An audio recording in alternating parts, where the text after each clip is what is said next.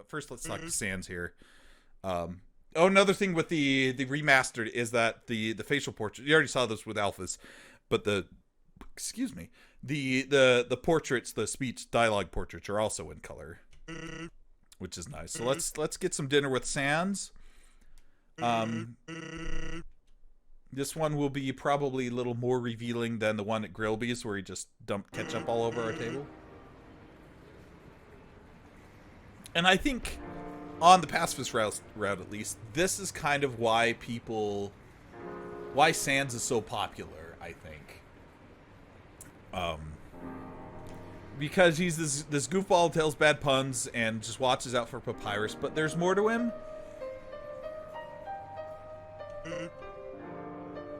And this is really where that comes out.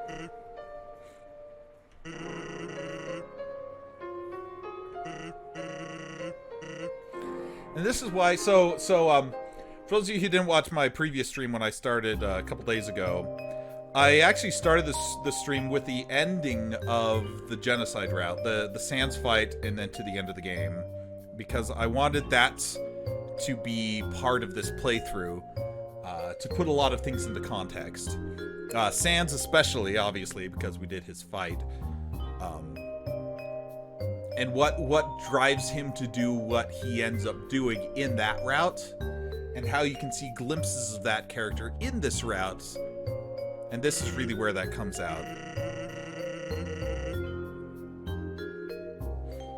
Because Sans is the only one, with the exception of maybe Flowey, that knows that he's a video game character, even though he never outright says that, but he knows the implications of being a video game character, what that means, which is kind of why he's depressed.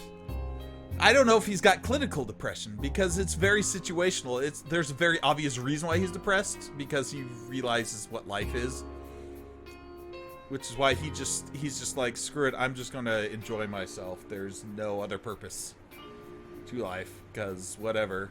Might as well have a good time doing what you're doing and not work too hard, because what's the point? Have fun with my brother. You've got food, drink, friends. Is what you have to do really worth it?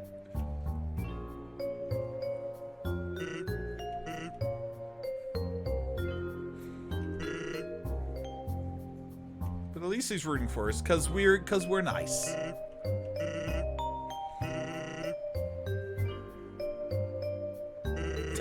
Kind of. I mean, he's kind of a sentry. I was responding to his thing. I wasn't finishing my thought.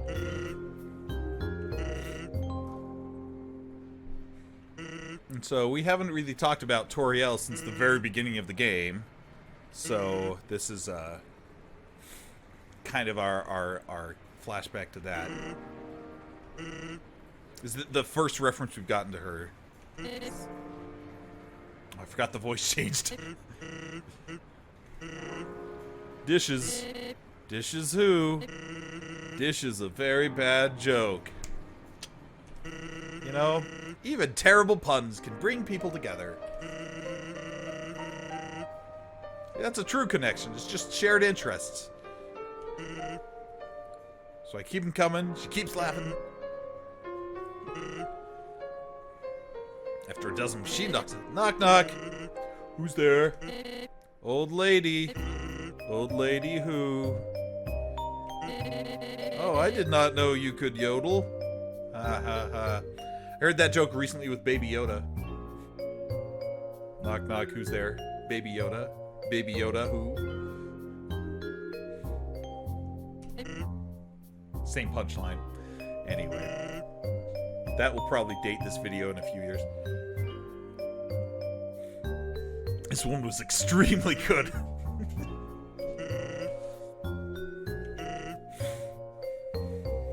Papyrus gets cranky without his bedtime story. That's the other thing. Papyrus's narcissism is so 10 years old. But Metaton's... I also want to talk about Metaton once we're done mostly through his storyline, because he's also kind of representative of narcissism, but the flip side of it. Very different type of narcissism.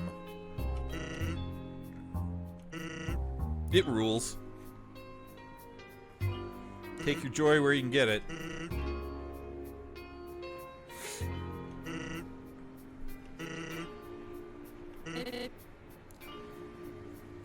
By the way, in that genocide fight, he references this line here.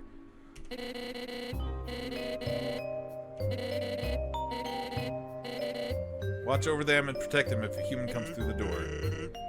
Oh, I hate making promises. This is when you're depressed, you don't want to make promises because you probably won't keep them. But someone who sincerely likes bad jokes has an integrity you can't say no to. You get what he's saying?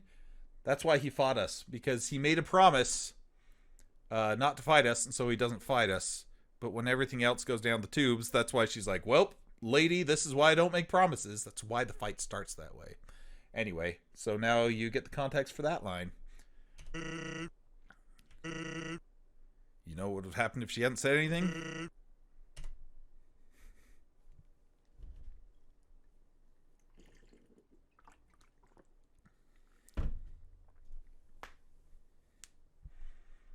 Except not, I already did that fight. Although, the first time I did it, I died a lot, so I can't claim superiority in that one. Oh, thanks, Sans. Has he? I guess kind of. Like, he distracted Undyne once, and he gave us a lot of hot dogs. You haven't died a single time. That's true. I can't remember. Maybe someone can correct me. I can't remember if his dialogue changes if you have died.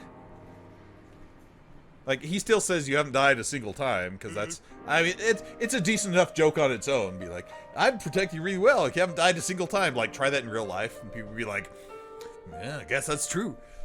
I think his dialogue might change, though, if you actually have died. Like, you can, like, see it on your face that you've died before or something. Because Sans kind of has that sense.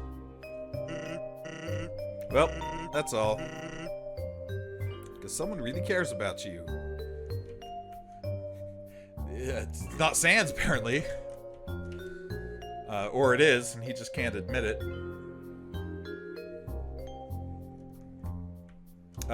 This is the scariest character in the game because, I mean, look at it.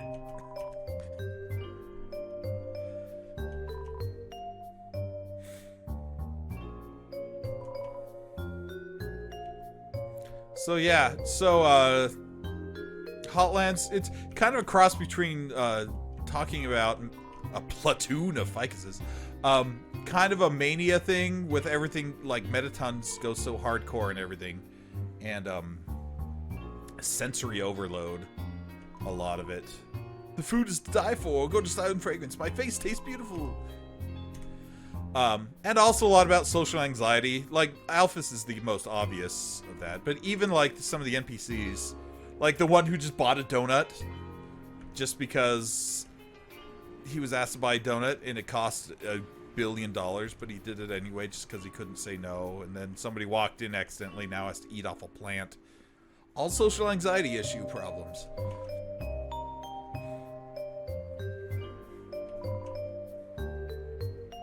Some awful tradition. Can't go 2 feet without being up to your armpits in puzzles.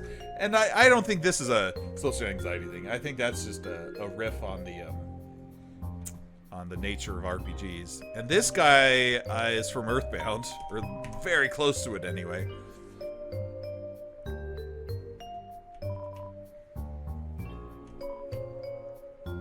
I sure love puzzle. Is that a typo? Supposed to have an S on that, or is he just very excited and doesn't have grammar? Anyway, this is the old Jewish duck. I'm the resident comedian. I'm very funny. People laugh at my jokes. Now my son, he wants to be a comedian like his father, but his jokes aren't funny. He tells these awful puns. He's an embarrassment to our family. I know I'm making him sound more like a baby than a Krusty the Clown kind of. Whatever. That's not funny. Since his mother passed on, he couldn't stand living at home anymore. So he ran away. I haven't seen him since. I'm a terrible father. That's not funny. Oh my gosh.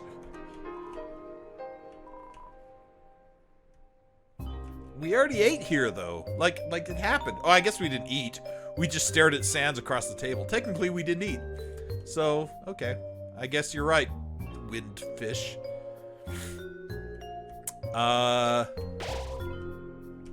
Remember way back when I said that Mettaton was like a cross between David Bowie and Donald Trump? Well, this is why the Donald Trump thing. Because super narcissism and tacky hotels. I don't care what your political views are. Nobody can disagree with that.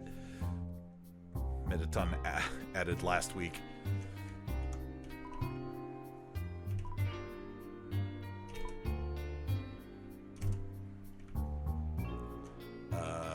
That's frightening.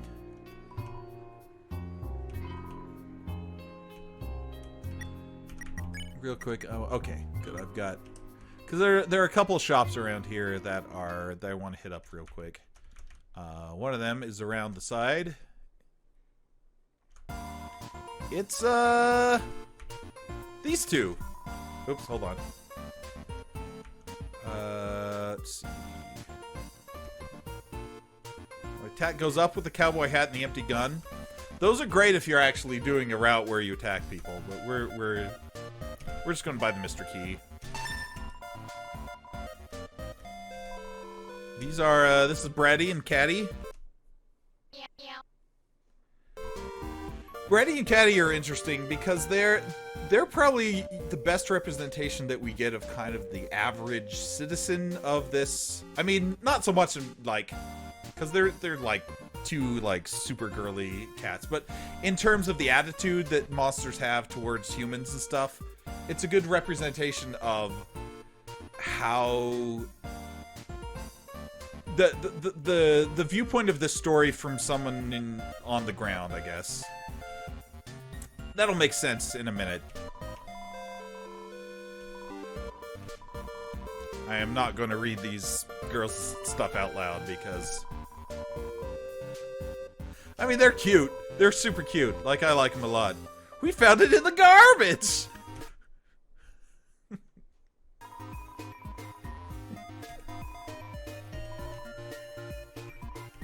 The garbage store. I found a gun in a dumpster. So we've already been to the garbage dump where these people have done their... Oh my gosh. I'm sorry. These bright lights are making my eyes itchy. Or something. Maybe it's just allergy season. That's why I'm kind of stuffy too. Anyway, who cares?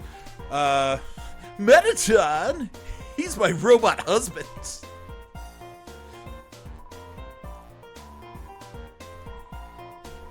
These guys are great.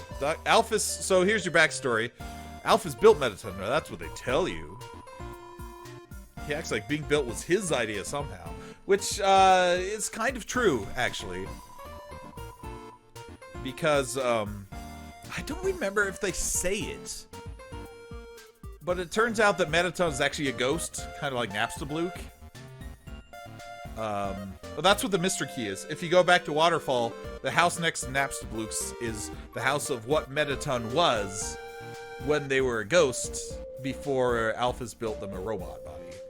Anyway, that's not really a spoiler because I probably won't go back there even though I bought the key. Maybe I will. But they're like not friends anymore. Old? What?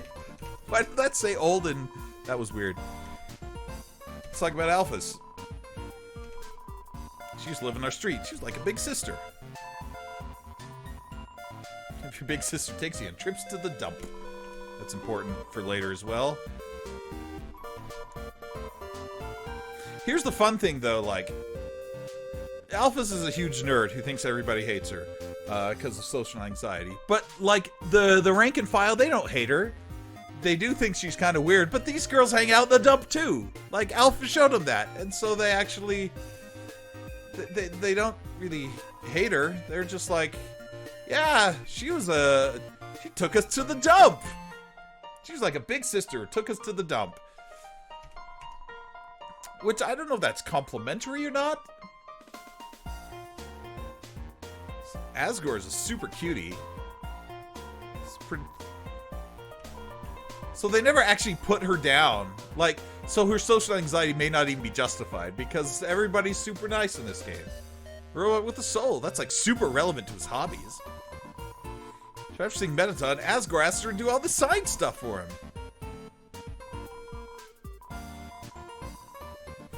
Also, that's a plot point. Keep in mind that she made Mettaton, and then nobody's ever seen any science stuff from her. And if you remember, her lab, all of her science stuff was covered in dust, and she just had anime that she was watching. Like, live a little girl, like us. We go to the garbage dump. Anyway, Asgore's a goober. He's a fuzzy goofball. He's so nice. We're like so hyped for the destruction of humanity.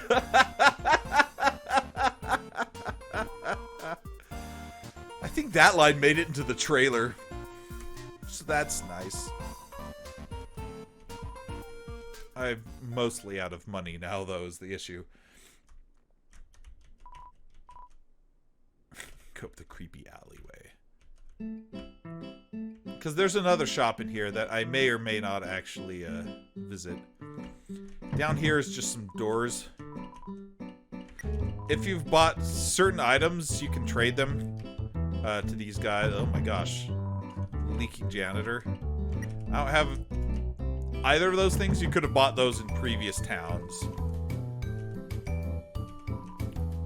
But a hot cat in front of the door.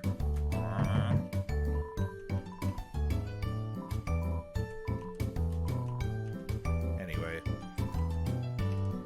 The janitor who is leaking and therefore just cleaning up after himself, I'm sure is a metaphor for something. I just turned down this speaker that has nothing playing out of it. That doesn't help. There we go. Sorry, I had to turn down my own music.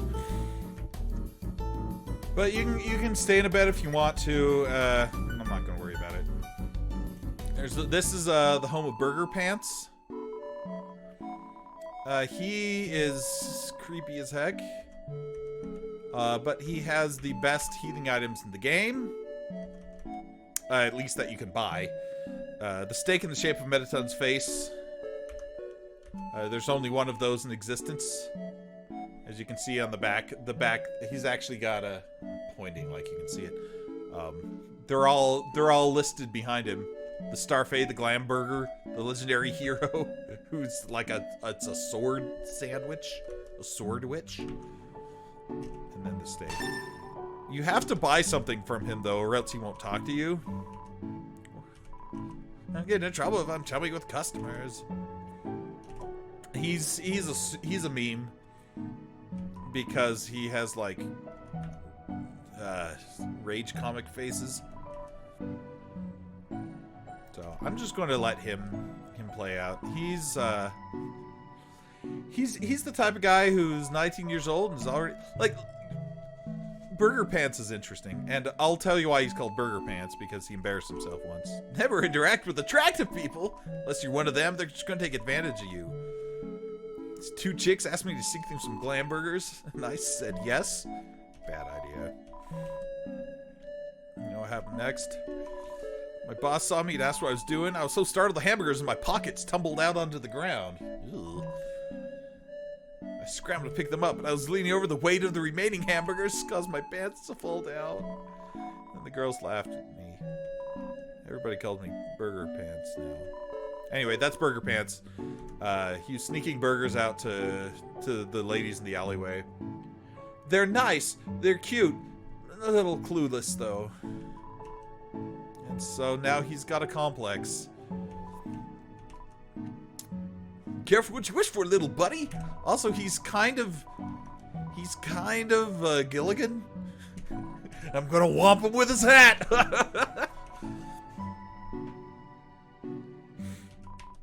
Oh right, humans are always eating hamburgers made out of sequins and glue. Ah, he's literally just a freaking rectangle. To make yourself more rectangular, they don't work. So some of the themes are more subtle. Some of them are more overt.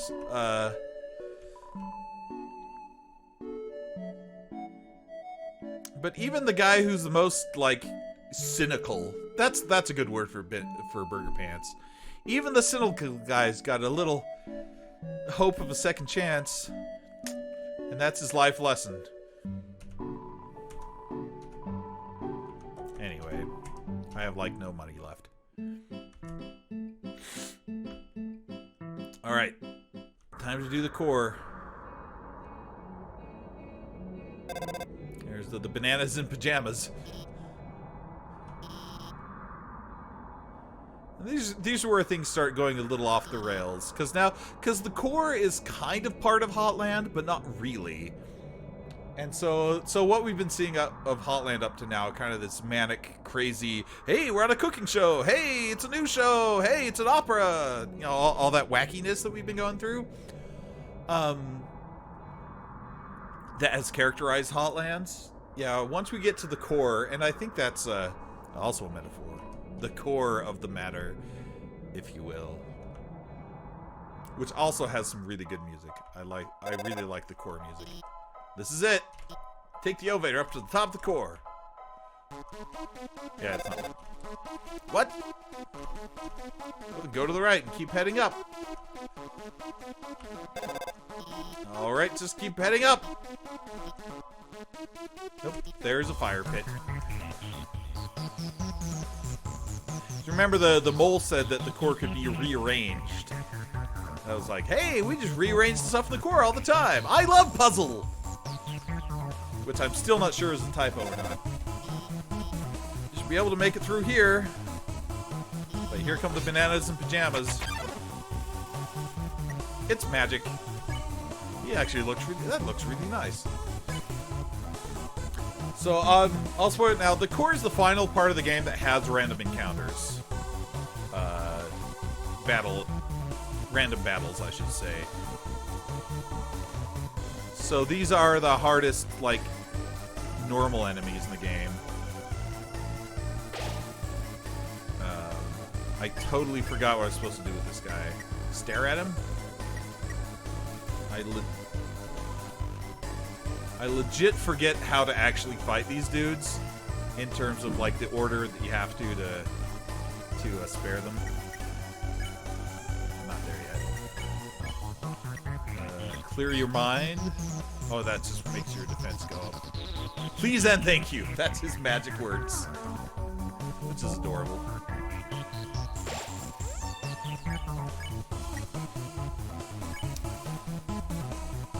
Alakazam! This is the corner orb. The other one was the chaser orb. Guess we just talked to him. Alright. So here's where things start getting interesting with Alphys, because the whole time in the Hotland she was kind of like, oh no, what's that? Uh-oh, don't worry, I'll help you out. I'll hack the firewall. And now she's actually kind of nervous. This is where that facade of, hey, we're a great team, we'll make it together, you and I. It's a good thing I'm here. You sure owe me for helping you. We're friends because you owe me for being so helpful. That's the problem we're starting to have with our friend Alphys. Had a hard time? Don't worry. I help you. But then things actually start going a little off the rails. Looks like they'll come in this order. Orange, orange, blue. So move until the third one. Oh, I was moving. It's just, I just ran into the edge of the platform. So that was wrong.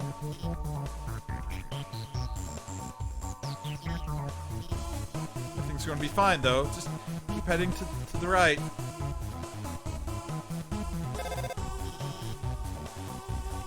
Yeah, Alphys is completely clueless now. So where should we go? The right or up? I don't even know. That's got lasers. Uh-oh. Why did we head up?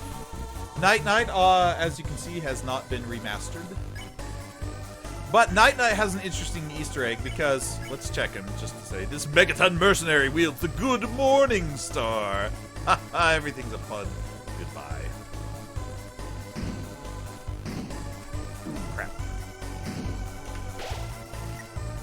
Like I said, these enemies aren't fooling around anymore. But there's a little Easter egg. If you did the whole concert thing with Shyren back in Waterfall, you get to sing her song here. Good night. And it makes the Good Morning Star here. Oh, here it's, whoa, hello. Oops, not quite yet. Do I want to use an item? We'll eat a hot dog. Farewell.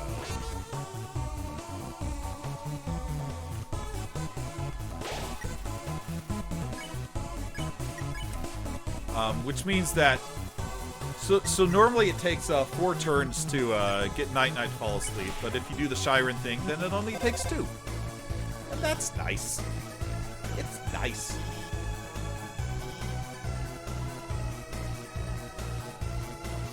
But a point in Alphys's favor though. She's still trying. Like, she wasn't just, oh, more lasers. I won't mess around this time. I'll just deactivate the lasers. She could do that the whole time, just deactivate them.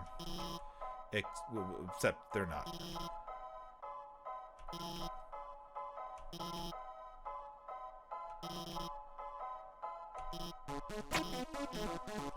Like, she's still trying.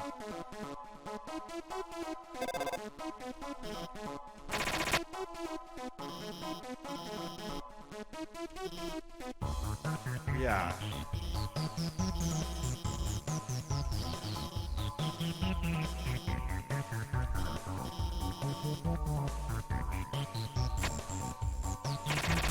Oh, nuts. Yeah, whatever.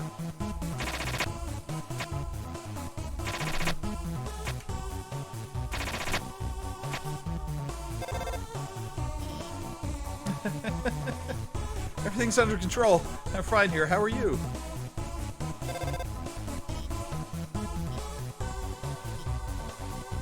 Yeah. Straight on through the chompers. Until now, she's been trying so hard, and things have just gone so wrong. And now she can't do it. She can't do it anymore. We were such good partners through Hotlands, that terrible place with that killer robot that was just trying to kill us, but we defeated her. Made it through. And now this place, we're starting to get to the core. East is the end. North, the Warrior's Pass. West, the Sage's Path. Any path leads to the end. So there are 2 ways to beat this part. If you go north, you fight a bunch of dudes. If you go west, you got to do more of those, like, shoot the things puzzles. And then if you go east, you can, it's, the end is right over here, past that barrier. I cannot fight, I cannot think. With my patience, I'll make my way through. And that's an Easter egg. Because you can actually just sit here with patience. And I kind of want to, because I want to talk about Alphys. It's clear now, and this becomes obvious in very quickly, but I want to talk about it now because we're sitting here anyway. Alphys set you up. Alphys medita. So Alphys has been watching you the whole time, ever since you came out of the ruins, because the camera was right there. And I think she was honest about, like, I was watching you because I'm supposed to bring all the humans to Asgore or whatever, but then I started liking you because I've been watching you, and she watches a lot of media. And so she set it up with Mettaton to ingratiate herself with you. See, there we go. And become your friend in the way that made you so indebted to her that you're like, yeah, we're a good team. We'll be friends. Here's Astigmatism. Has not been remastered. This is somebody who's kind of based... The enemies in the core, some of them, are based on the enemies from the beginning of the game. This one is like the Luke Skywalker. But this one, you have to pick on instead of not picking on. This is what the battle sprites are supposed to look like. It's just pure white. But we have to pick on astigmatism. That's right.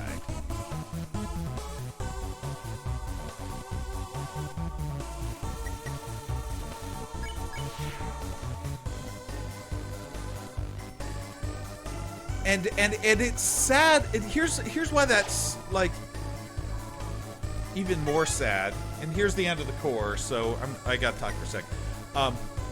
The saddest part about it is that she may not have needed to do it, because Alpha's by herself. She isn't terrible. Like there isn't anybody who's like, oh, that Alpha, she's such a nerd. I'm glad we don't have to hang out with her. Even like the Bratty and Catty, who were kind of clueless, goofball, Valley Girl, airhead types that were judgy on Burger Pants, at least according to him.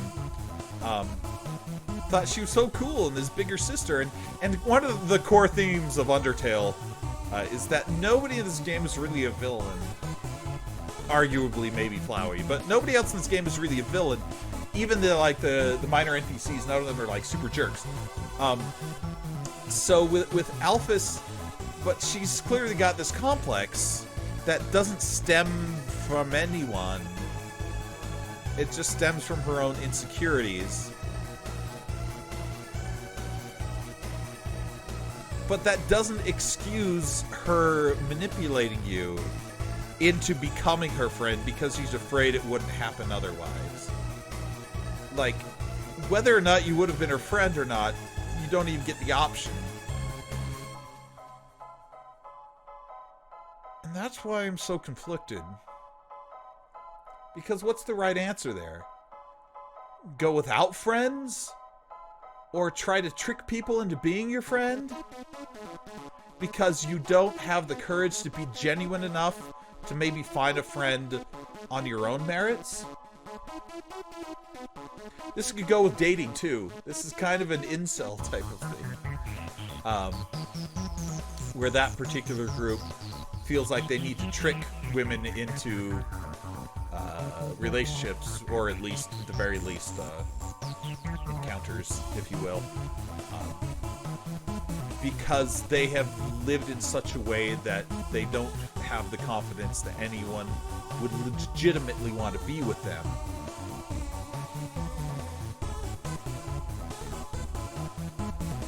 But at the same time, how do you overcome that?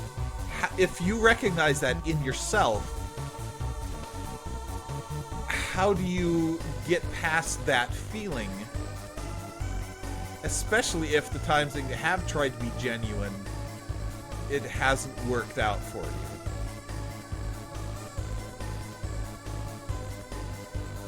Let me do this next part, which is awesome, by the way, and I'll finish that thought. But this needs to happen first. But actually, first, I want to get at least one more healing item, just in case. I guess we can put those away. I want to keep the snowman piece. I think I've got more in the other box. Yeah, I got a couple monster candies. I'm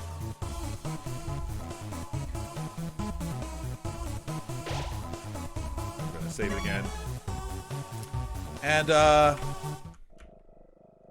let's actually get that reveal. Oh yes, there you are, darling. It's time to have a little showdown. It's time to finally stop the malfunctioning robot. All that stuff I just said to you, we're going to get that reveal, so I probably should have waited, but whatever. Not malfunction reprogramming. Get real. This was all just a big show. An act. Alphys has been playing you for a fool the whole time. As she watched you on the screen, she grew attached to your adventure. She desperately wanted to be a part of it. So she decided to insert herself into your story. She reactivated puzzles. She disabled elevators. She enlisted me to torment you. Also, she could save you from dangers that didn't exist. Also, you would think she's the great person that she's not. Also, Metaton's a little harsh. And now it's time for her finest hour. This very moment, Alphys is waiting outside the room. During our battle, she will interrupt, she will pretend to deactivate me, saving you one final time. Finally, she'll be the heroine of your adventure. You'll regard her so highly, she'll even be able to convince you not to leave. Or not. You see, I've had enough of this predictable charade. I've no desire to harm humans. Far from it, actually. First time we've gotten that, right? Everybody wants to kill us. Metaton doesn't. Even though Metaton is clearly like the bad boss narcissist, just totally dissed on Alphys. Probably one of the most selfish characters in the game. If not the most selfish character in the game. Because his only desire is to entertain. After all, the audience deserves a good show, don't they? And what's a good show without a plot twist? Dun dun dun. Yep, and he locked the door. Sorry, folks, the old program's been cancelled. But we've got a finale that will drive you wild. So remember, real drama, real action, real bloodshed. On a new show, Attack of the Killer Robots. So now he actually does want to kill us, though. Is the problem.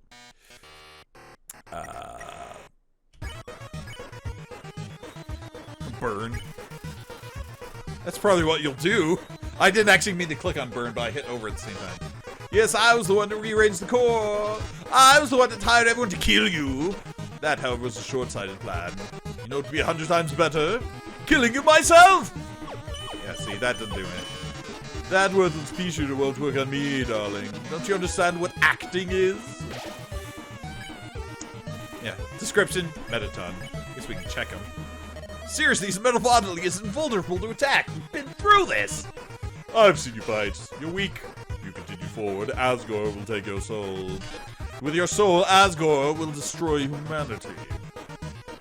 Okay. Oh, right. I'm supposed to shoot. I forgot.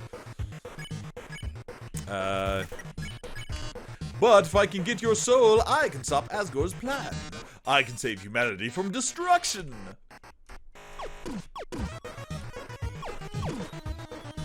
Yep, that one I didn't get too quick. I should stop checking him. Then using your soul all across the barrier and become the stars of it. I'm sorry. Metaton's like Papyrus. I just can't not read his dialogue. Oh! But I like, uh-oh, hold on. We're getting a phone call. Don't give up, okay?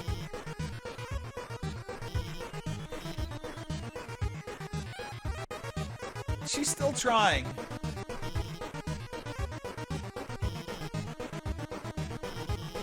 So we can turn him around and, press the switch. He'll be vulnerable. Oh, gotta go. Seems like a good time to turn Metaton around. Thanks, Chara. Let's do it. There's a mirror behind you. Oh, a mirror? Right, I have to look perfect for our grand finale. I wonder where the switch is.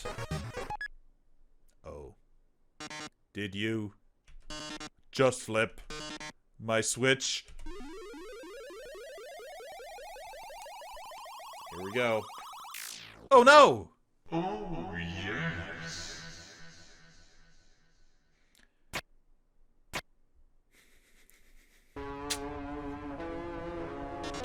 Oh my. If you flipped my switch, that can only mean one thing.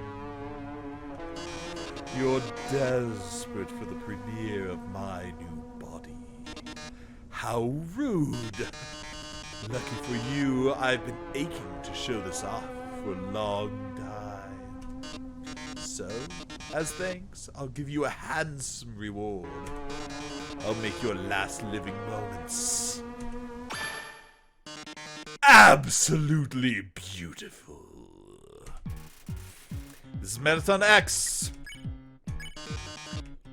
Lights, camera, action. Yeah, so this is why I said David Bowie earlier, because, I mean, hello. I should probably stop trying to spare it, because you can actually... the goal in this one is actually to get their ratings up to a certain point. Because you still can't technically hurt Mettaton. Mettaton's got some great music, though.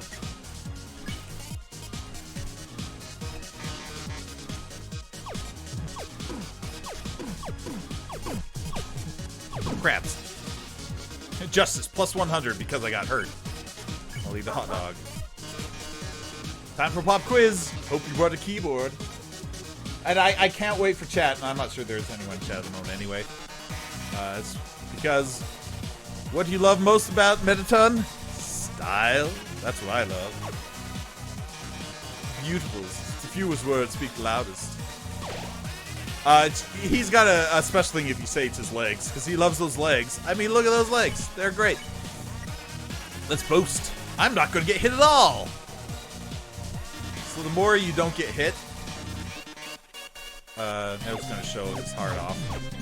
If you don't get hit, then we'll get a bonus.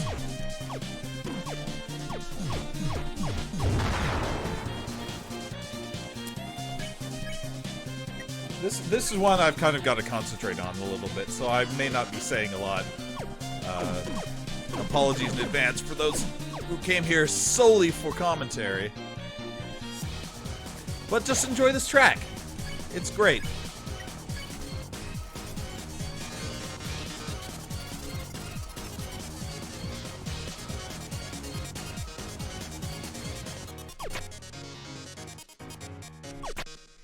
Gimmick there is that when you shoot the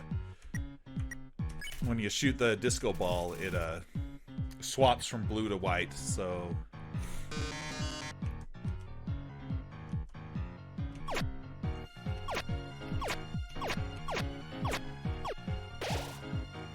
it's nice.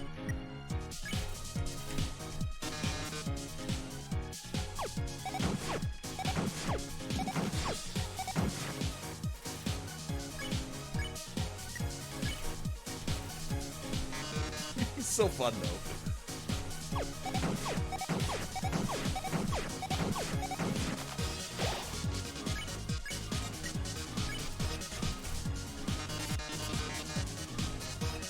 Happy break time!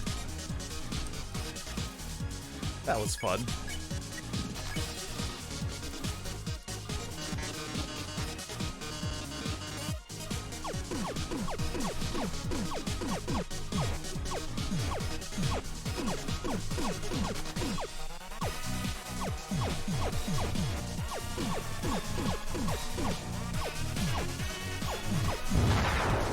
Also, we're blowing off his limbs, if you didn't notice. But you still got those legs. Who needs arms with legs like these? He's been disarmed! Whoop. So much for being disappointing. Wow, I almost bit it on that one. Let's,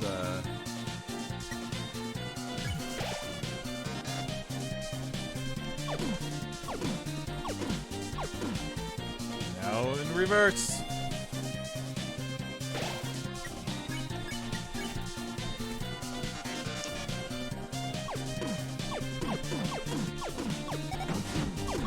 Ah!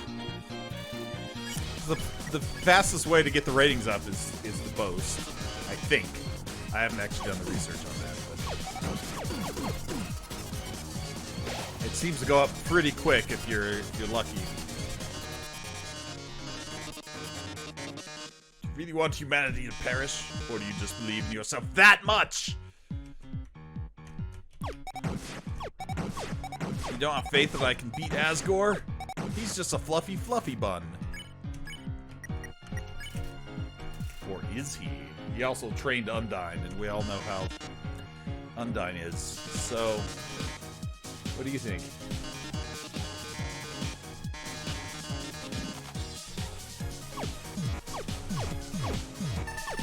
Whoop.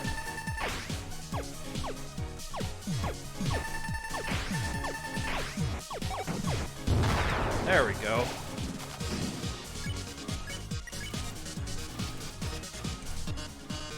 Here we go. That's it then. That's the fight. It went pretty well. Look at these ratings. This is the most viewers I've ever had. We reached the viewer Cullen milestone. So we haven't talked about Mettaton himself. We've talked about his relationship with Alphys, but himself, I mean, he's a narcissist in a far worse way than Papyrus, obviously, because he's a star. He's a diva. He's the epitome of diva. And so all he cares about is the biggest audience, the biggest ratings possible, right?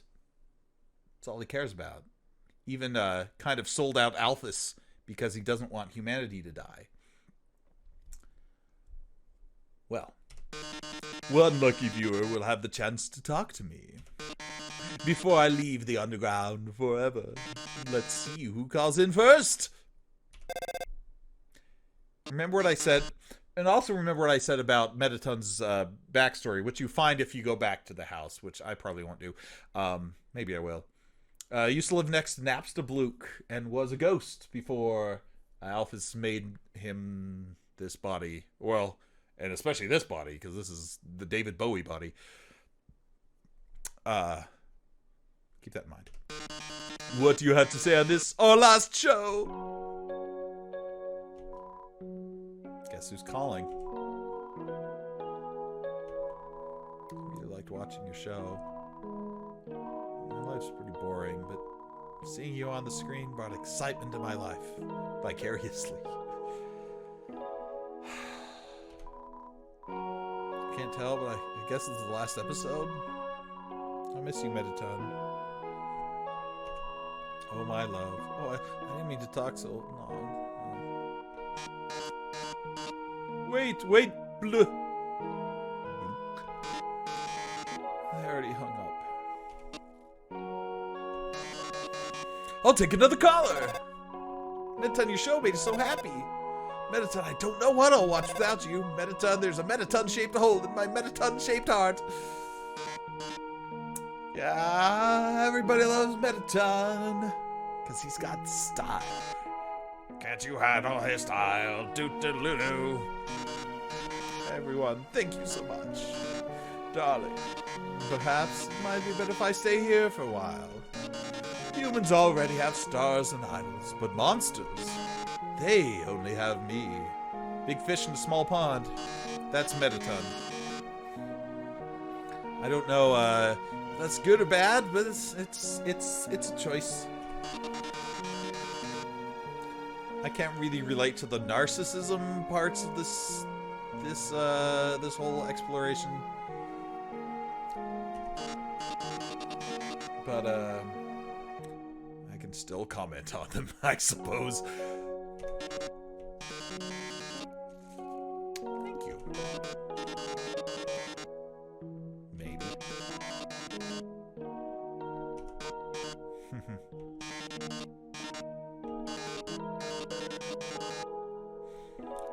Sorry, I don't have a lot more to say at the moment about Mettaton. I'm just going to let this play out, and then we'll talk about him when the cutscene's done. Also, he kind of fakes you out because he's like, this form's about to die. Knock him dead, darling. Everyone, thank you. You've been a great audience!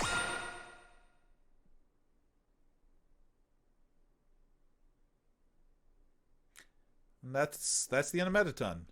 I mean...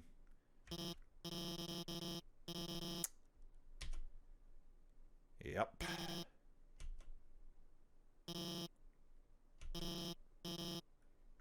The only person who really gave Alphys the time of day. Because she built him, but still.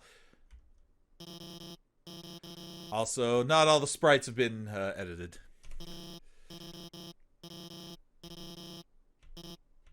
There's a couple here that are still a work in progress.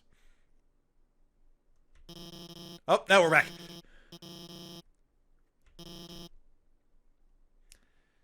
Yeah, you can't though. Anyway, Metaton's fine. Like, its batteries are just dead. Like Alphys said. So there's one more thing real quick that we've got to go over with Alphys, but here's the issue. So there's one more piece of the puzzle with Alphys here real quick. Because we're about to move on completely from this kind of plot point, so I want to finish my thoughts about Alphys before we move on.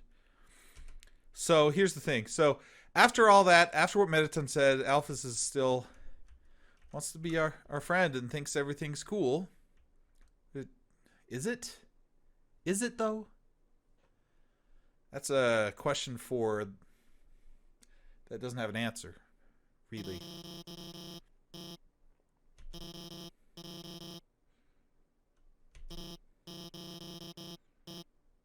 I'm pretty excited to meet Asgore, the fluffy, cute, fluffy bun king who also wants to kill us. You excited for that? Sounds exciting. You'll finally get to go home. We can just talk to him, though, right? That's what Undyne said. We can just talk to him, then it'll let us go. We can cross the barrier with the human soul. So we're good.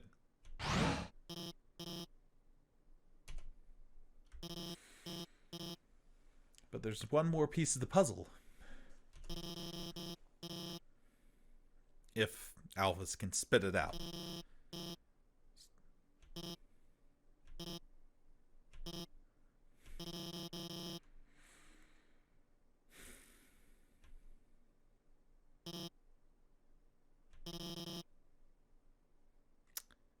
Yeah. The human soul isn't strong enough to cross the barrier alone. It takes at least a human soul and a monster soul.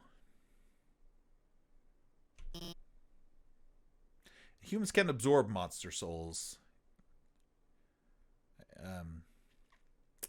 Unless they're a boss monster, like Asgore, which I think is what she's about to say. So sorry for jumping the gun here. So it's kill or be killed. Flowey was right after all. The only way to leave is to kill Asgore.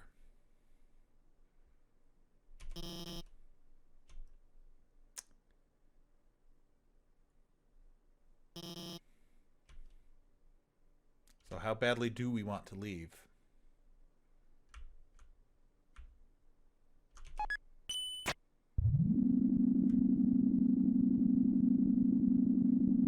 Chara had that same choice. Chara chose to stay.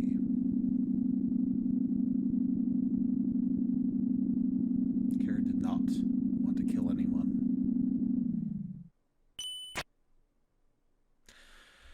Before we talk about Chara,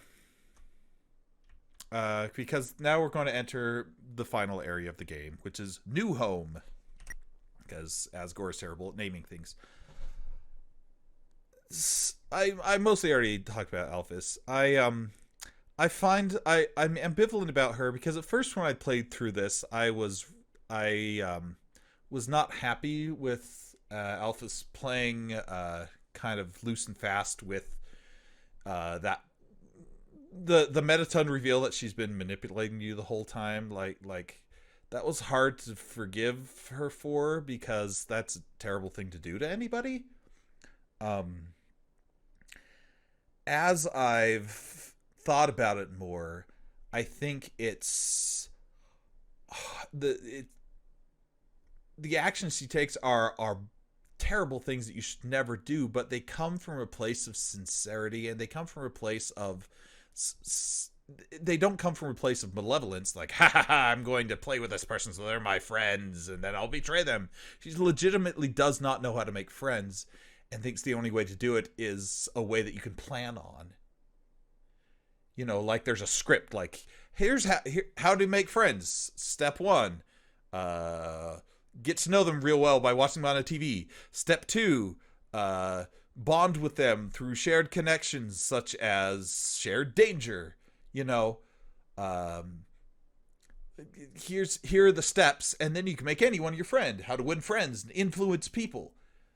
How to chat up girls, or they're all part of the same mindset, which is make anyone like you because you don't really know how to do it. Because the problem is that friendship is an individual thing. It's not something you can just do with anyone. At least, or maybe it is. I don't know. I don't have the charisma. Some people are better at it than others, obviously. And maybe there is a script, but it's not manipulating people. It's not forcing them to be indebted to you. If somebody has gone through something hard and then they've gotten better, and then you negate that by telling them how to get better, and then get mad when they're not thankful for you, that's a problem. And so I see where Alphys comes from, because there's a lot of me that I see in Alphys, and a lot of some friends I've had that I see in her. And that's hard to sort through. And there's actually a little more to Alphys too that we'll get to once because here's the thing. There are 3 endings to this game. We've already seen the genocide one. I'm going for the pacifist one, but in order to get to the pacifist one, you actually have to complete the neutral run first. And then it will let you do the pacifist one, which is just like we don't have to play any of the game over or anything. It's just like, here's the extra stuff that also is the pacifist run. When we do that part, there will be more about Alphys. And so I'm going to save all of my thoughts on her for that point. But it's time to move on from that particular conversation. Because here we are at New Home. It looks just like the ruins, except it's black and white instead of purple. I think they're implying that this place is supposed to be full of people, but you don't really see anybody.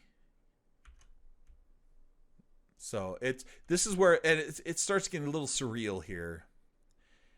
And this is really where we I want to get back to the crux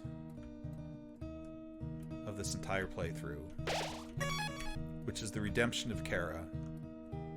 This is New Home. It looks just like the ruins. Howdy, I'm in the garden.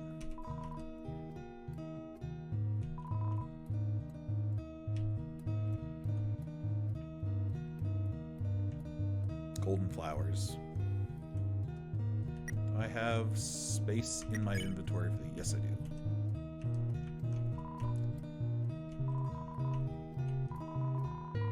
This is the heart-shaped locket. You get it out of this box.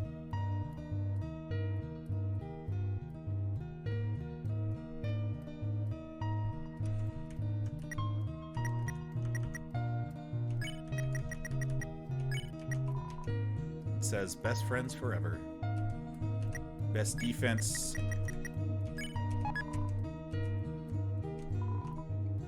There's also a worn dagger in here.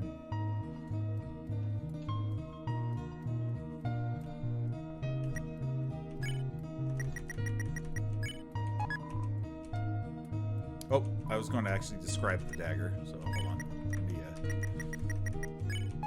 I wanted to look at the info for it.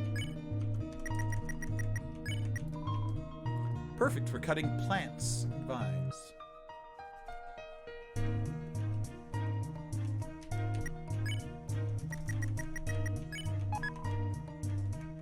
Should probably put something in our box too.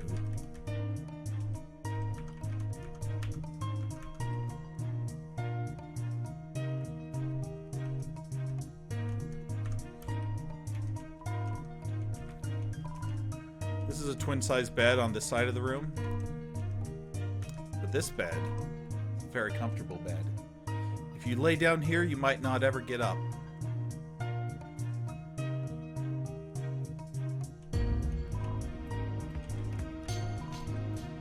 Everyone's smiling in the vanity photo.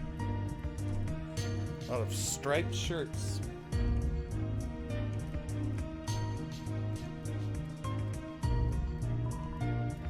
That's the room that in the ruins is Toriel's room.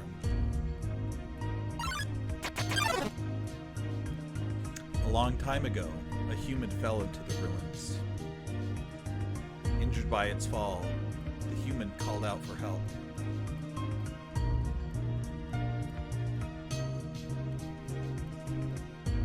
Note, it doesn't say Kara's name at the bottom anymore, because they're not talking to Kara.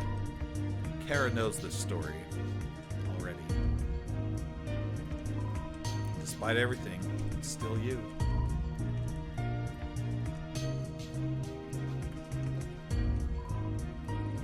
Number 1, Nose Nuzzle Champions, 98. Pink hand knit sweater that says Mr. Dad Guy.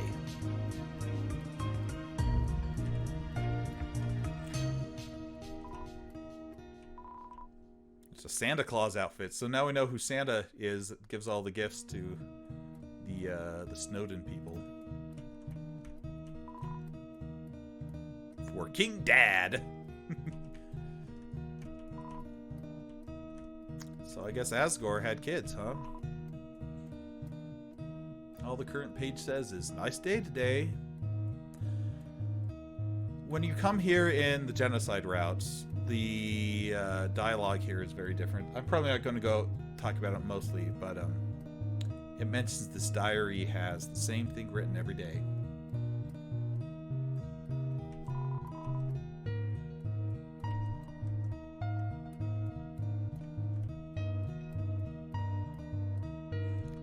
He keeps writing, nice day today.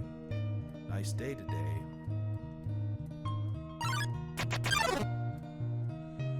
Azrael, the king's son, heard the human's call.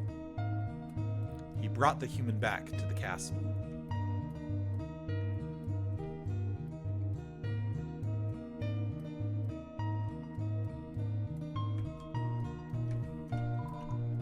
Photo album, scrapbooks, books on how to make tea.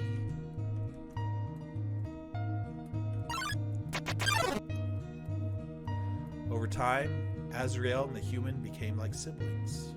The king and queen treated the human child as their own. The underground was full of hope.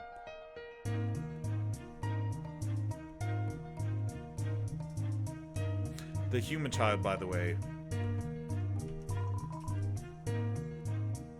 it's not this guy. I mean, it's obvious who it is. It's Kara. Howdy, help yourself to anything you want.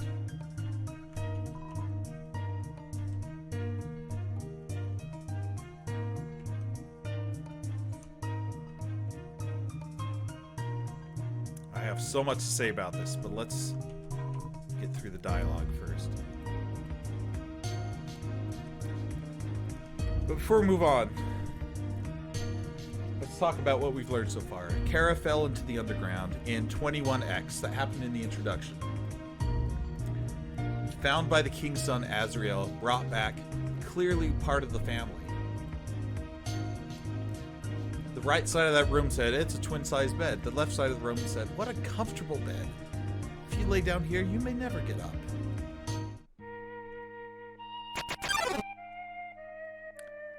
Then, one day, the human became very ill.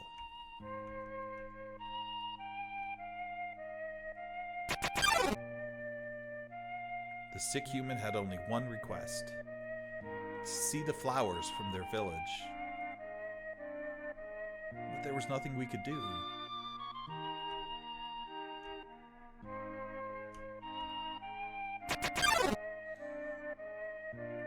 The next day, the human died. We already knew this. We already saw her grave earlier. Azrael, racked with grief, absorbed the human soul. He transformed into a being with incredible power.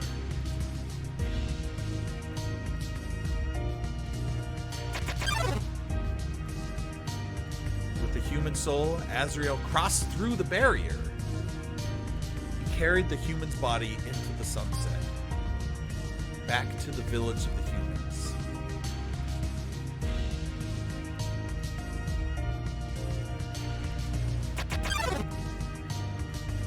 Azrael reached the center of the village. There he found a bed of golden flowers. He carried the human onto it.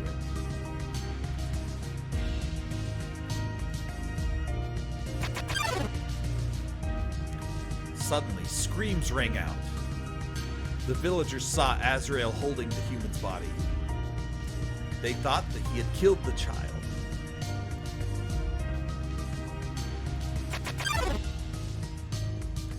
The humans attacked him with everything they had.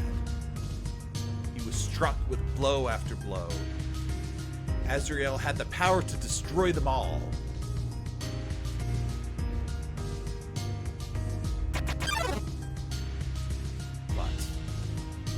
Azrael did not fight back. Clutching the human, Azrael smiled and walked away.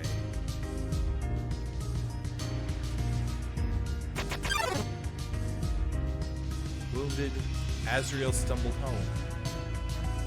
He entered the castle and collapsed. His dust spread across the garden.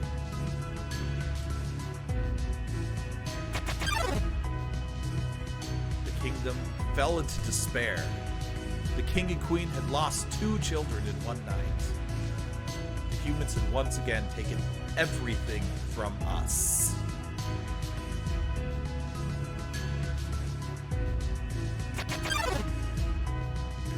The king decided it was time to end our suffering. Every human who falls down here must die. With enough souls, we can shatter the barrier forever.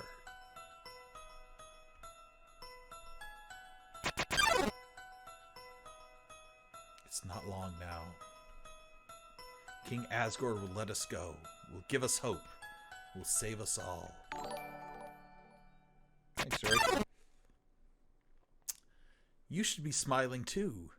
Aren't you excited? Aren't you happy?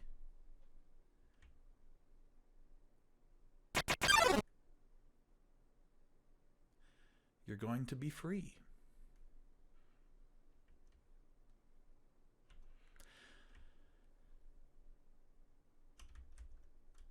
Okay. Those of you who followed from the beginning will recognize this hallway. Okay. The musical track there is called Undertale because that is the heart of the story. That is everything surrounding it. That's the core. No pun intended, because we're trying through the core of the story of Undertale, and that's the part that so we've got the broad details of the story of Chara and Azrael and their adopted parents. Well, Azrael's actual parents.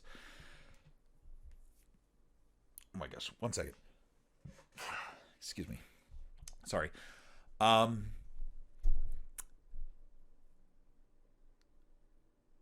There's a lot to unpack, and I'm not 100% sure where to start. But here's the thing. People demonize Chara because of that genocide route that we started with. They demonize that character because of choices that the player makes that they push onto that character, saying, oh, Chara's the demon that will kill us all. That's, because that's the only time you actually see Chara in person. But think about that story. Think about what they've talked about with that character. Does that sound like somebody that was malevolent? Does that sound like somebody who was a bad person? No, it doesn't. It sounds like somebody who filled the underground with hope because their king and queen and prince, I guess, They were happy. Everybody was happy. Chara's not a demon. Chara was a child that the happiest people in the world loved. Or not maybe not happiest people in the world, but people literally made of compassion.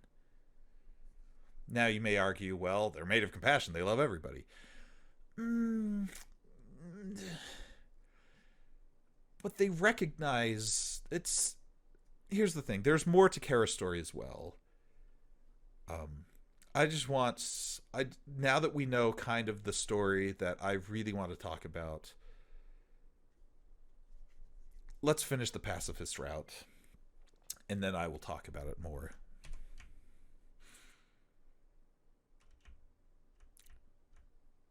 Because when Chara died, there's a reason for it. It wasn't just, oh, the human got sick and died. Oops.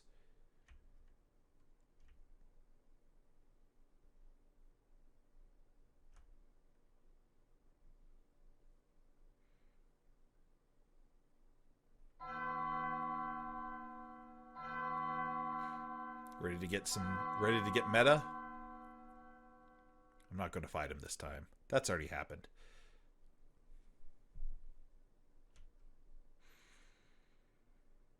And this is, I think, the other reason why Sans is the most popular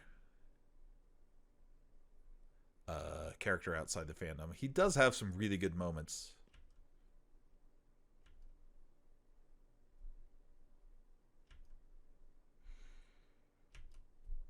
Now, you will be judged. You will be judged for your every action.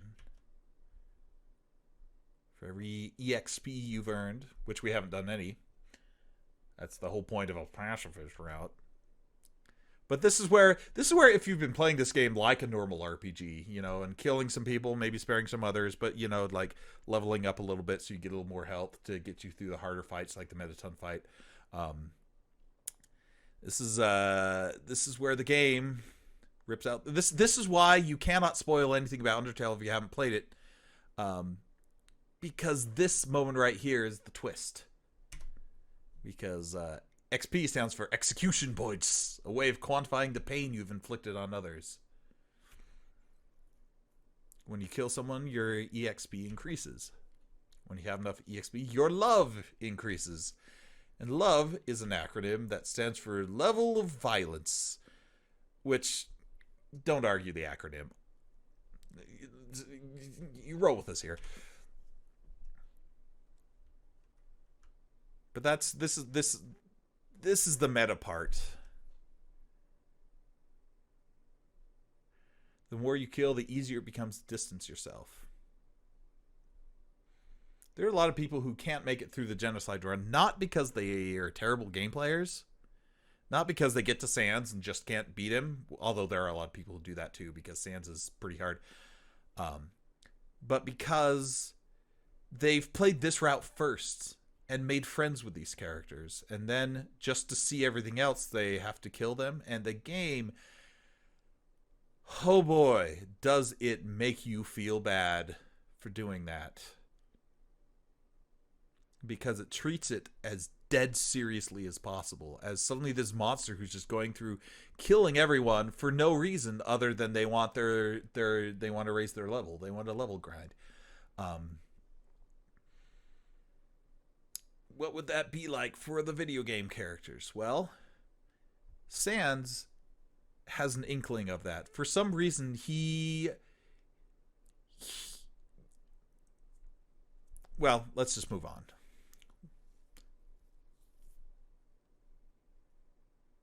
But this is also a mental health thing. The more you distance yourself, the less you will hurt. The more easily you can bring yourself to hurt others. That's not just an RPG thing talking, though it is that. But the way he phrases it, the more you distance yourself, the less you hurt, but the more easily you can bring yourself to hurt others.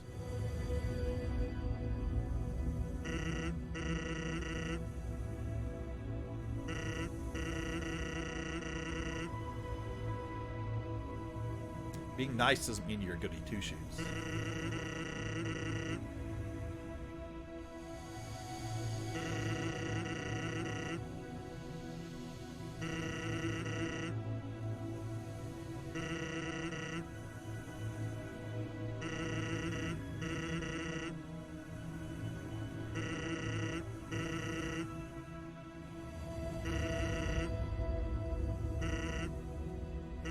that make sense? Maybe not.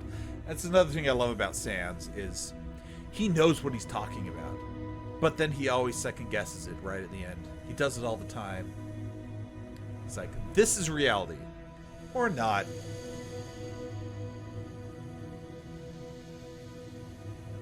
I see that. I do that sometimes.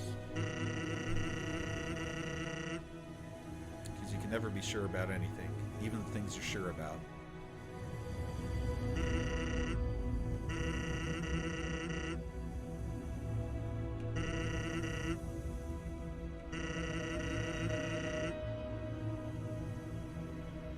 They never specify why they're going to destroy humanity if they make it through the barrier.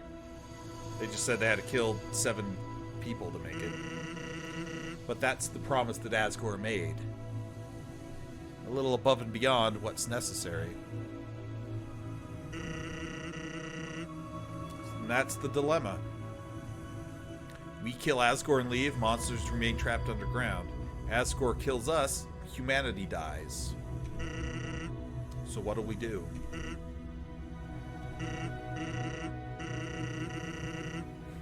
Sans has no idea. But we're determined. But literally.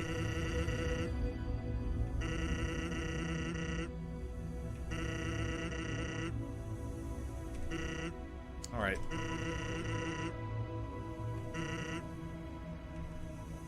And what is Sans counting on us for? I think Sans is counting on us for us to make the right decision. He doesn't know what it is, even. But this will look familiar.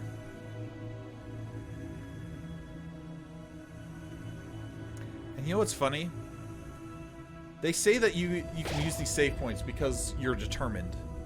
And we just saved it in the last room, and then we had the Sans conversation. There's a save point right here at the throne entrance, too. I just want to, before we go into the throne room, I do want to show what's at the bottom of the staircase.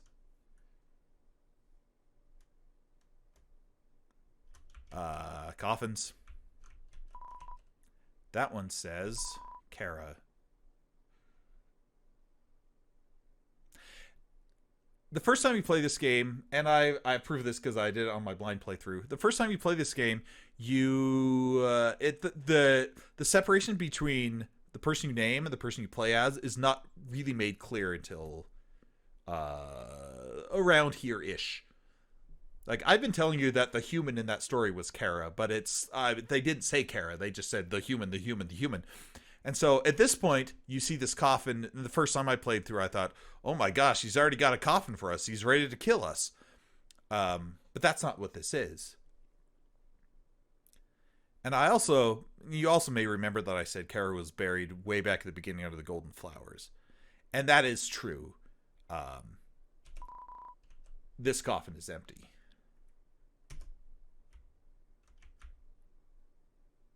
But those other coffins, they never say if they're empty or not. You can't go and examine them. Because whether or not Chara's soul is down here, there are 6 others that have been murdered. Or at least that died. I don't know why I saved it again. So let's meet Asgore not as the genocidal maniac, but as the kid who's never killed anything. And it really looks like he's peeing on these flowers. Sorry. It really does. Because he doesn't have a water can. Howdy! He's like, oh. Human. Right.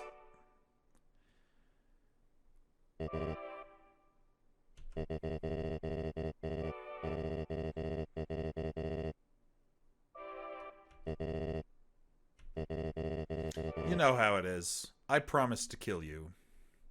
I'll Asgore. Oh, he's a whole new topic. and I can't talk about him as much now because this is just his intro, but he's Santa Claus. He's Santa Claus to his people. But his son died, and he vowed to free his people, and the only way to do that is to murder an innocent child.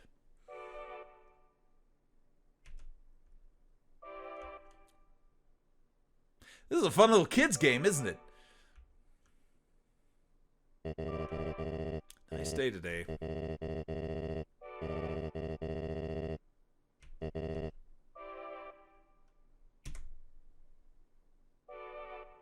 So do you honor your promise to your people by doing something you desperately don't want to do? No. He's a man of his word.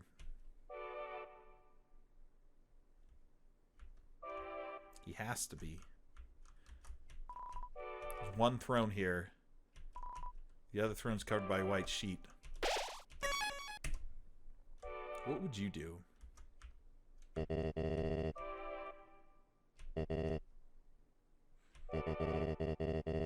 It's like a visit to the dentist.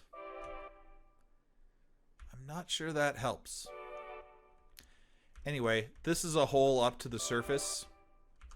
This is the hole that you saw. Well, arguably, this is the hole that you saw in the introduction. Because Chara had one stripe on her shirt. This character, no pun intended, has 2 stripes. That's how you can tell the difference. Whenever you see a kid with 1 stripe, it's Chara. Whenever you see it with 2 stripes, it's not.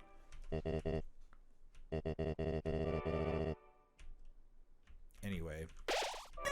Another save point. We haven't done anything. There was a save point in the throne room, that was, and then one right outside the throne room. Let's get some items here. Actually, none of those.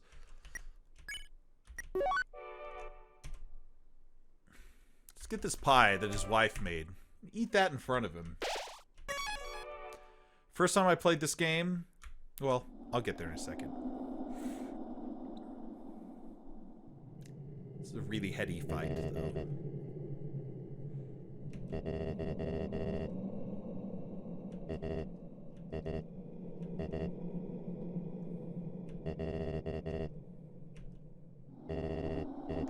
He gives us a chance to go back because he really doesn't want to fight us.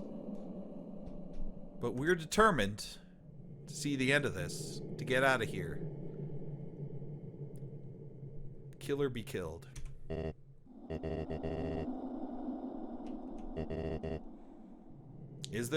Can we talk to him? Is there a chance for mercy? Was Undyne right?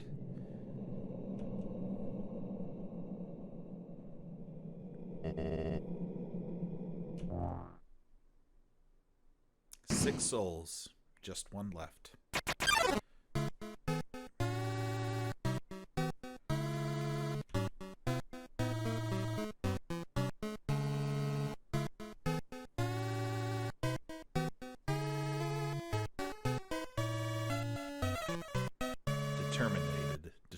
Determined.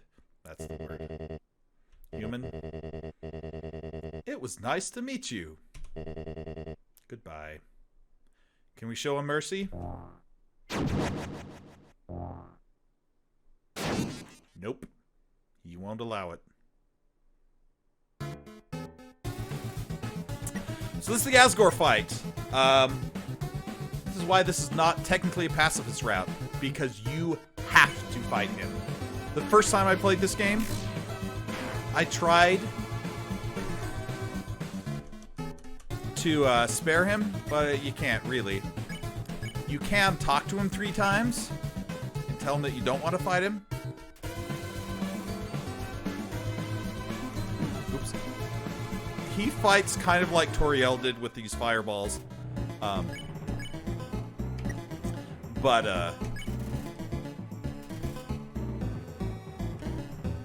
Obviously, there's no point where he doesn't try to kill you. Also, I'm about to die already. Yep, that's my first death in the game, and I actually kind of did it on purpose. Well, I got down low health on for accident. But I wanted to at least show you the game over screen, which is Asgore's voice saying, "You cannot give up just yet. Chara, stay determined." I did want to show that off at some point. So, and that was a good time to do it. Anyway, let's get through this again.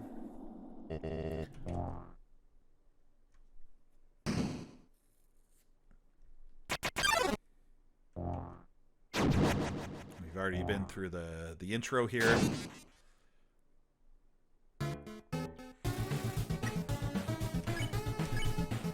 Anyway, it's probably a better idea to wear like the cloudy glass in the torn notebook because they give you more invincibility frames. But I can't not wear the locket and use the knife. You've killed me once before. He nods sadly. He knows. He knows that we can reset the save.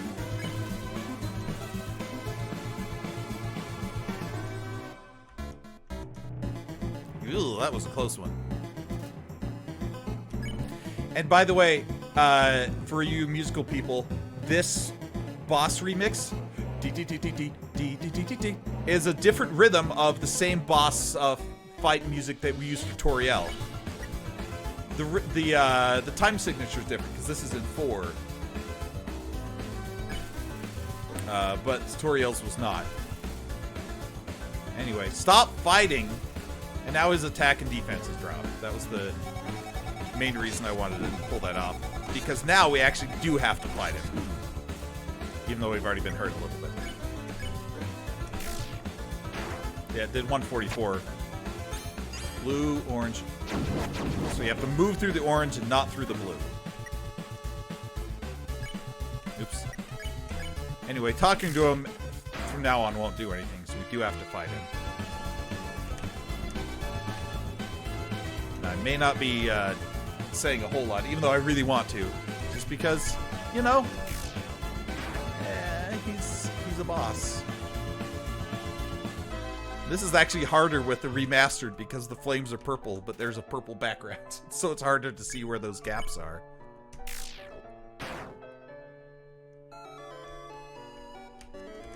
Ooh.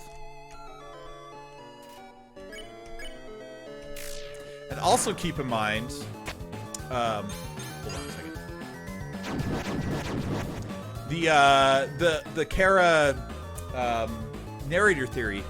Narrator's not saying anything because you're murdering their adopted father right now. Okay, now I can use an item. I'm going to use the pie. Ate his wife's pie right in front of him. Lowers his attack and defense.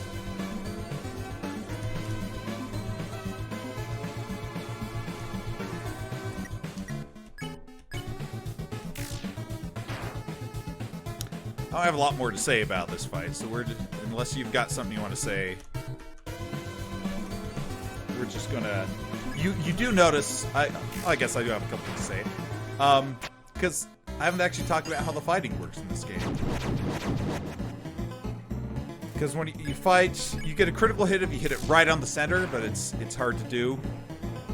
And you'll notice that as this fight goes on, you actually start doing more damage to him, which is parallel to what happens in the Toriel fight.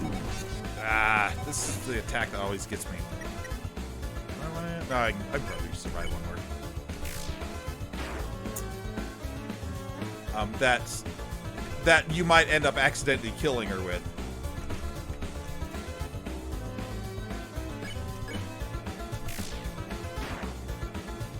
I mean, it hasn't quite happened yet, but... Oh, that one hit me a little bit. I'll eat a hot dog.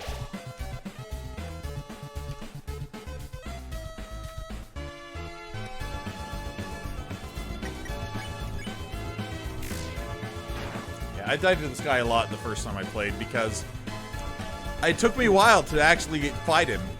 Like, I was convinced that you did the right act and you put together the mercy button, but no, that doesn't happen. That was a miss. I mean, it wasn't a miss, but it was... I missed the critical.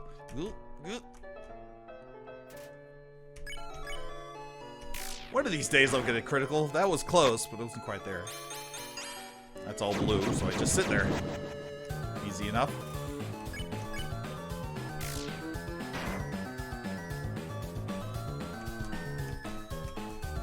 Ah, I'm surprised that one didn't hit me. That was... really looked... One of these days, I'm gonna get this guy. Get his, And by this guy, I don't actually mean Asgore. I mean the fighting, mechanism. Nice. Dang it! See, now we're starting to do more damage.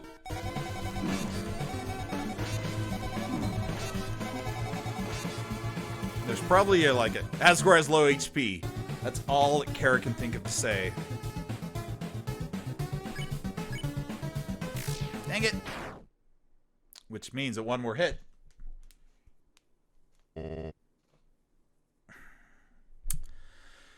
Guys, we were determined enough, even though I died once, so I could show you the game over screen.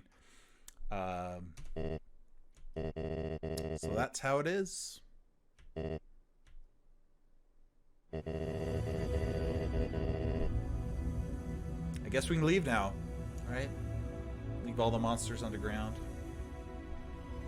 The day after his son died, the entire underground was devoid of hope. The future had once again been taken from us by the humans.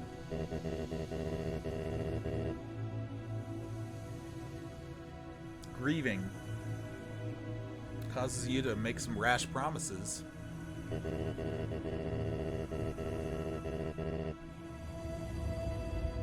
Anger management issues.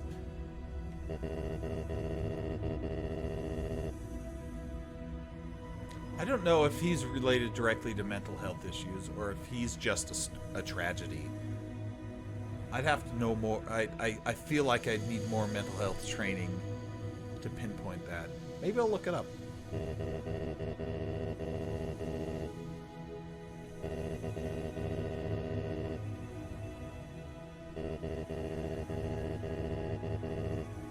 See, that's the thing.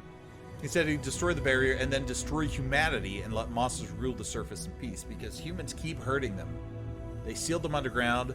They killed his son when all he was trying to do was lay his adopted sibling on a bed of flowers. I mean, is any wonder that they're trying to kill you even though you're a child?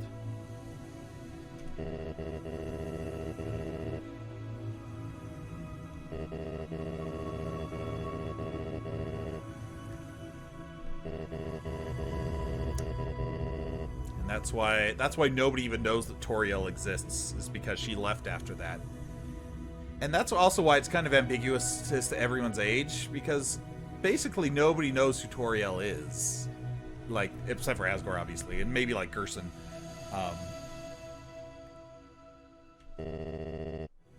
So it's that's ambiguous.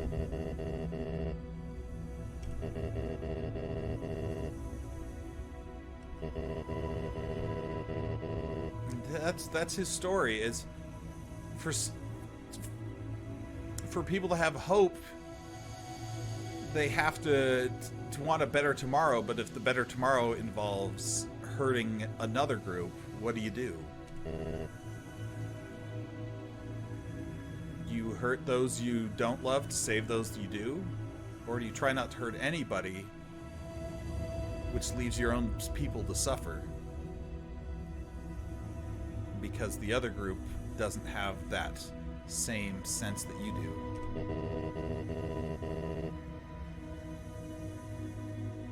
Does that decision weigh heavily on you? All he wants to do is just... Yeah, and his sprite is really cool, too. Like, it's... I don't know if you were still watching for the fight, but, like, it makes it obvious that he's looking down, because The black and white one, it kind of looks goofy, like it looks like he's got a weird smile. But this one, it was obviously like his head was tilted down, which was nice. It really looked nice. And I just bumped my microphone. Sorry about that. But it doesn't matter anyway, because we won the fight, so it's all a moot point now. So we can either kill him and leave, or we can show him some mercy because we've rebuilt the button somehow. We only had to fight him because he didn't give us a choice. Now he's giving us a choice to be merciful.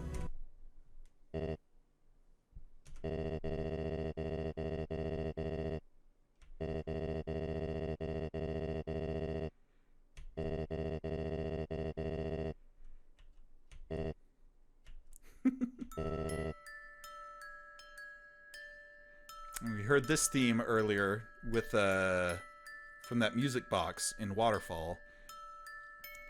This is the theme of his son, Azrael. And so this is kind of the moment when he's like recaptures some of that hope that he had with his family, maybe starting a new one because he showed him mercy. Just like what Chara did. Exact same promise.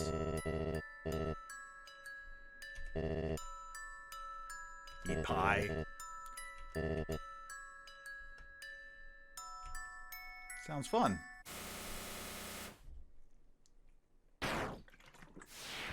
Oh, there's someone you forgot about.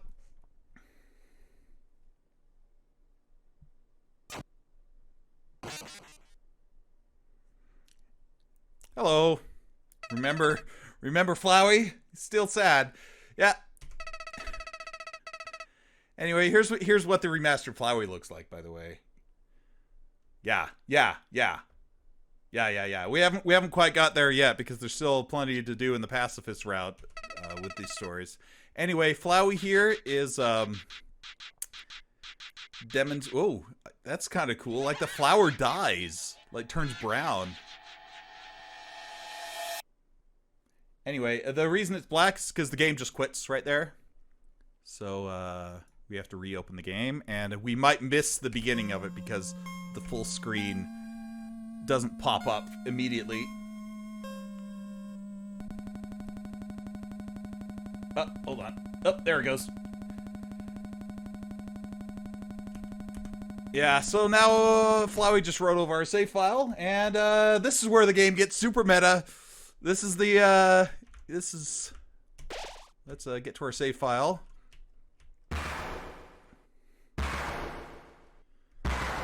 And here we go. I know you legit can't fail the fight, but it's still a great set piece. Actually, you can fail. It's just you have to be really bad and deliberately run into stuff and not get any healing. Like you can actually die, but it's not. This is more of a catharsis and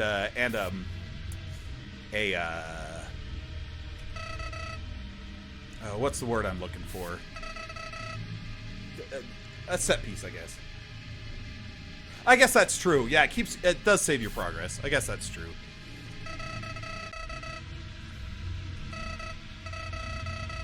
But you don't know that the first time you play, because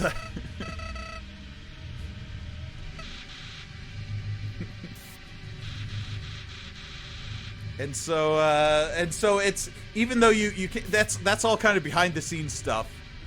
Even though you can't really fail, it sure feels like you can.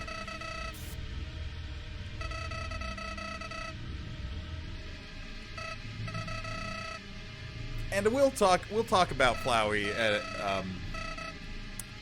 because his story doesn't happen really here. This is just when you get a genocidal flower who steals 6 human souls, still can't break the barrier, or become God, I guess.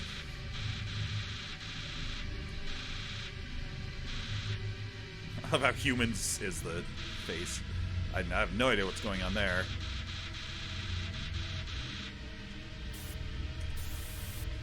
The real meaning of RPGs.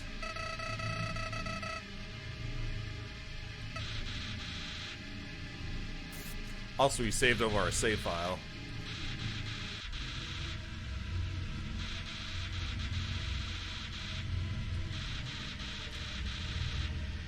There's a lot to talk about with him as well, with regards to the themes I've been discussing. But we've got to get through the fight first, because this is the part where if you're like, hey, it's a fun kids game, and then you get to this part and you're like, well, parental discretion advised, because this is like a labyrinth thing.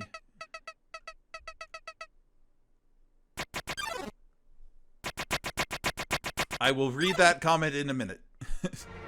When I have a... I guess I can read it right now while Photoshop Flowey is coming on here. I really do want to check it out. I really do. I appreciate the recommendation, and I will look at it.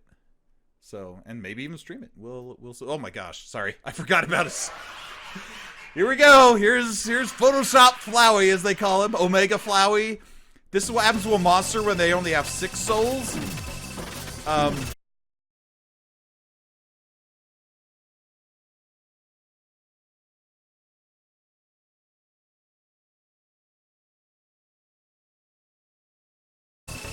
So, yeah. It is possible to fail the fight. I would prefer not to.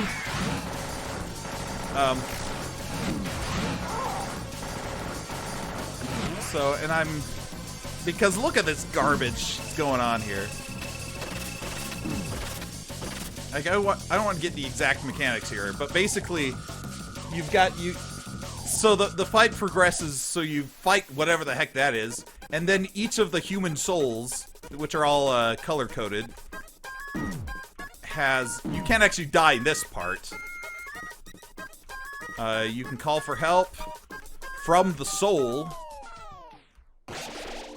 And if you notice, each of these souls has to do with the attack and defense we've been picking up. So that one had to do with the toy knife and the bandage that we started with. Yeah. That actually sounded like the flower noise. Ah!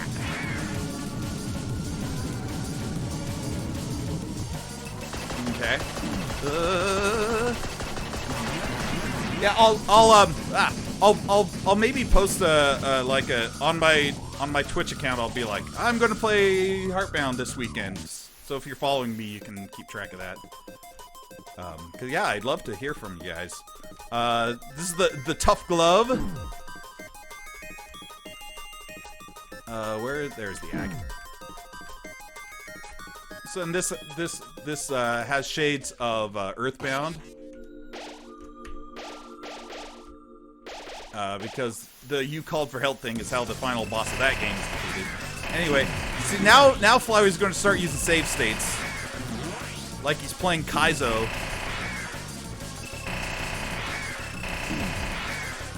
Which kind of screws with me a little bit. Oh my gosh! And if you keep track of the numbers, you'll see that he really is saving it on those frames and stuff. We got ballet shoes now. That was one of our attack items. And with the remastered mod, it recolors all of these guys, so it's the color of their soul too, which is a nice little touch. I mean, I guess it's a good thing there's no green souls, or there is a green soul. So, but it might be a different shade of green. And that TV screen up there, that's like Toby Fox's Twitter avatar. That black and white superfied face. I'm not quite sure why. It might actually be his face, who knows.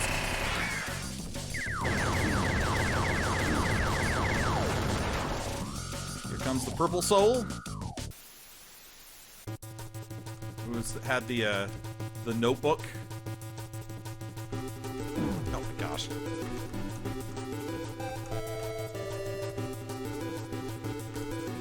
And all this music is the same music as you get from it's the Flowey theme that we heard at the very, very beginning of the game. Just crunched through the same type of sound filter that his face got crunched through visually. So and that's why it's hard to lose on this, because they have to, like, I've been hit a million times.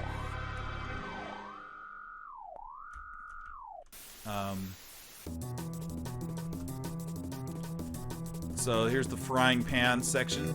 See, they're green, but they're not like the right green, you know? Not the healing green.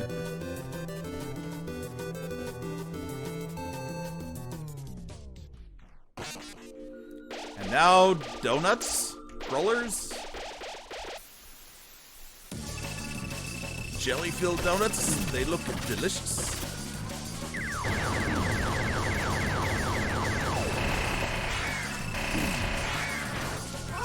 Oh no, I heard him for 26 health.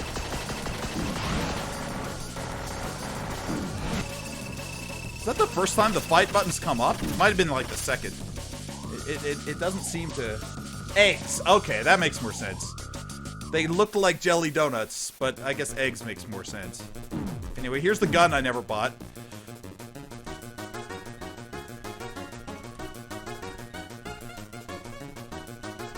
Because it's a gun that doesn't have bullets in the game, so why would you buy it? Shoot me with love! Shoot me with... Come on, there we go. I got two of them. That one was dumb. Anyway, now we've called for help from the human souls, which have some sort of connection to us, I guess. Hope. There we go.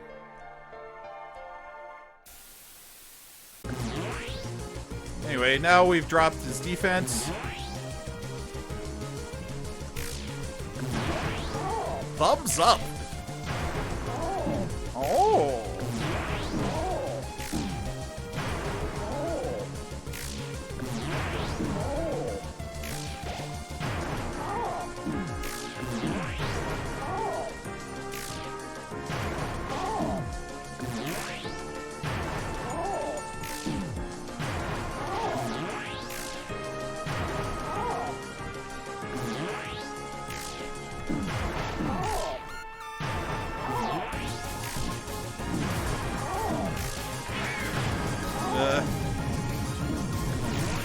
Sorry, I don't have a lot to say about this, because it is still possible to lose this fight. Even though we're getting near the close, we keep getting healed. Really, I don't want to struggle to make myself heard over this madness anyway.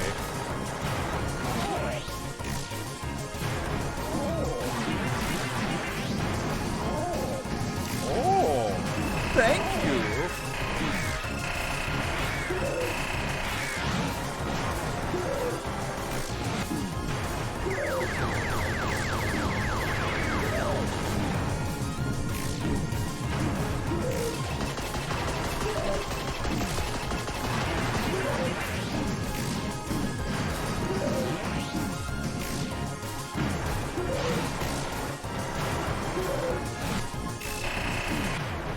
There we go.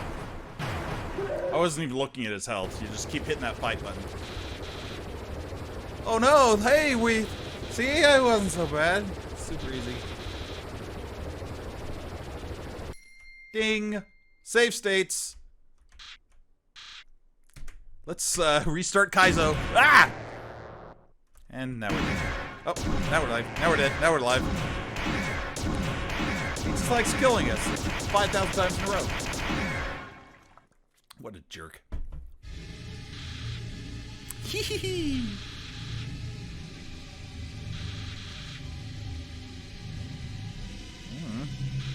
Thought about it.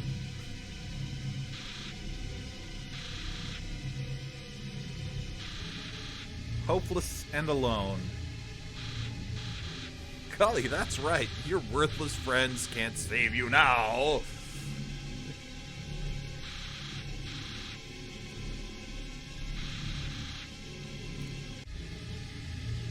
Yeah, so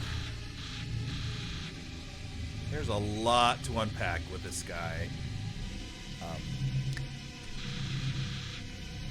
Those are some layers.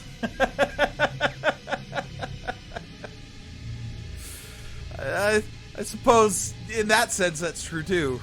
Some Photoshop layers, that is. You call for help, but nobody came, which is kind of an arc word for the genocide route. Because when you kill everybody, then nobody's left. Boy, what a shame.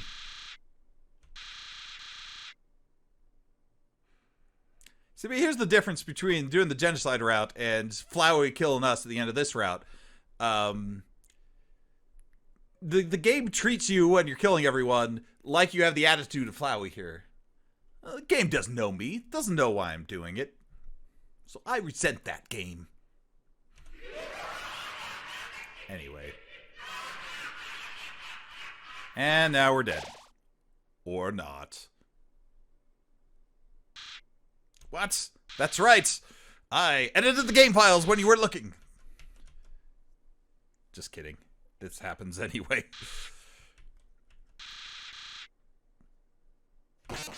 But the human souls, they maybe they don't like being part of a giant genocide-y flower thing. Further indication, by the way, of the Chara narrator theory is the fact that these souls that are bound to a character kind of have their own will. Think about that. There's precedent for it, that's all I'm trying to say. So, you can kill Flowey, and then he's like, I knew I had it in you to kill or be killed. And then dies. But we don't want to do that, because we're still pacifists. But here's the crux of understanding Flowey. Because until now, he's been acting more or less like the megalomaniacal villain that, you know, the stereotypical one. Which is sad. Well, it's not sad, it's just, you know, what he is. What he's been doing. But there's more to Flowey, which is why when I said there's no villains in this game, Flowey's arguable. Because he's been a villain up to now. But here's the thing. Is everybody else that you show mercy to, up and including Asgore, was like, accepted your mercy, accepted you sparing them. Flowey, on the other hand, he doesn't learn.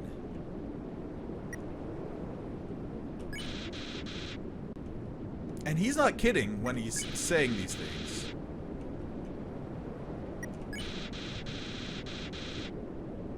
He's like, why are you sparing the thing that kills everyone that you love?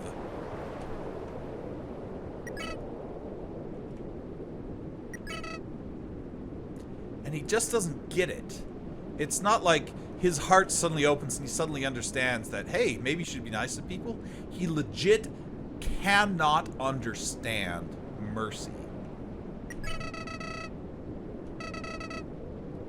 Legitimately cannot understand it. Now, if that's not a metaphor for depression, then I don't know what is.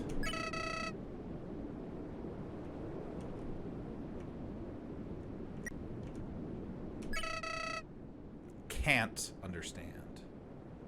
Can't understand.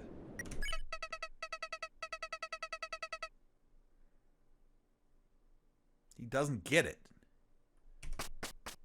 And so he runs away. Isolates himself. Even when people are being nice to him.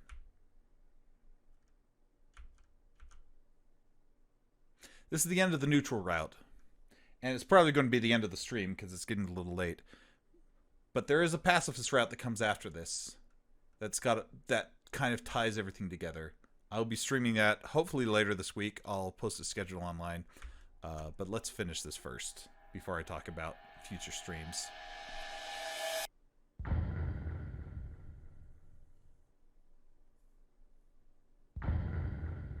That's Undertale.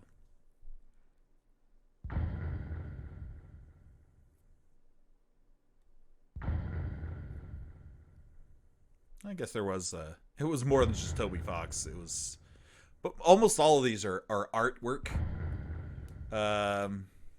credits, and programming stuff.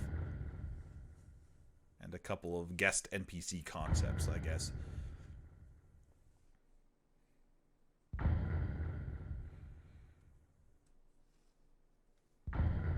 This is kind of a sad ending to the game, isn't it? If that was the true ending to this game, boy, man, I don't think people would like it very much. Because that's such a downer.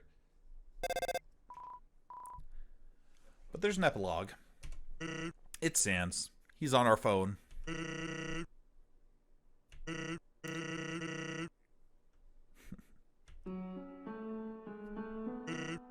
So, it's been a while.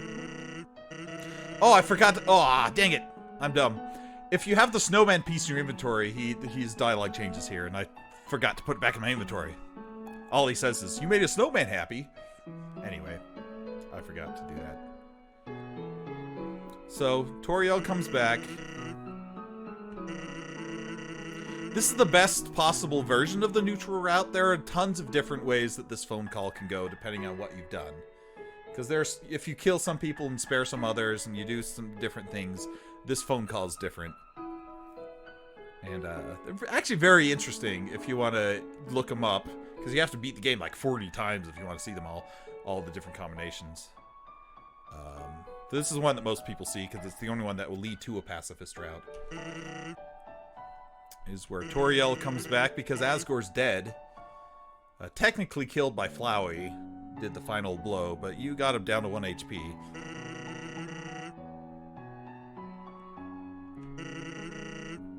And the souls, who knows what happens to them?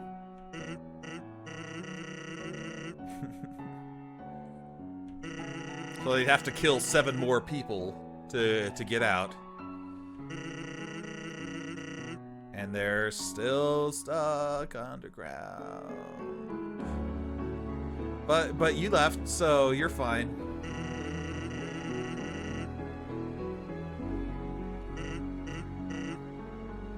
So that's nice.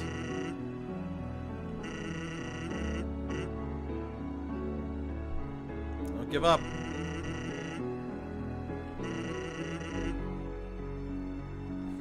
Well, you still have to kill 7 more dudes.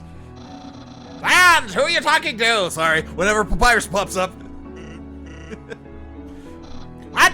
Nobody? Can I talk to them too? Wait a second. I recognize this number! Attention, human! I, the great Papyrus, am now captain of the Royal Guard! It's everything I've ever dreamed of. Except instead of fighting, we just water flowers. That's ever so slightly different. And we're helping Dr. Alphys with her research.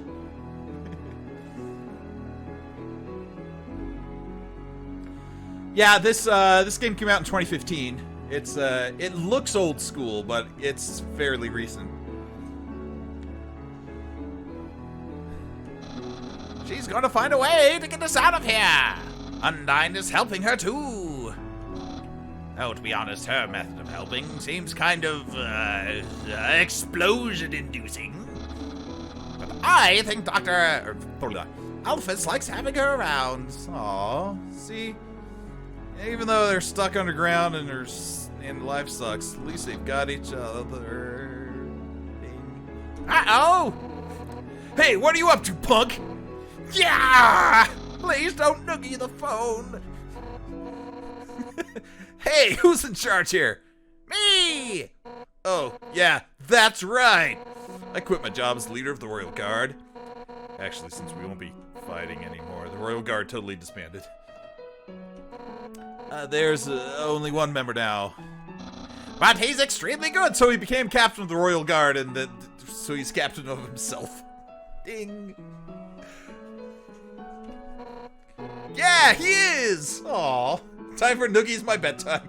Thanks for watching, Joey. Thanks for the noogie. Please don't noogie the skeleton. Anyways. Alphys. That looks like a typo, but I think it's just a term of endearment. Alfie's lab assistant. So keep that in mind, though, for when we get into the pacifist route, because they're trying to find a different way out that doesn't involve killing 7 humans. Alphys is working on that. Keep that in mind. It's important. Oh, and also she's a gym teacher at the Queen's New School. I can bench press 7 children! Awesome! It is pretty awesome.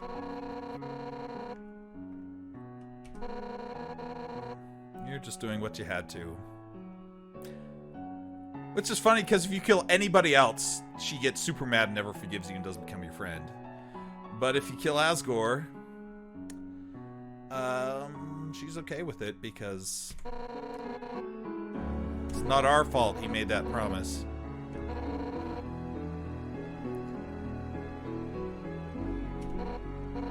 It's okay to be sad. Come on, come on. So here's how Alphys doing. She's the same as ever. Keep in mind, we didn't really befriend Alphys. She tried to befriend us, but then kind of betrayed us, and then got real weird and just left. So we never really befriended her, per se. It was more just like, that just kind of was left as a question mark. So that's why she doesn't appear in this phone call.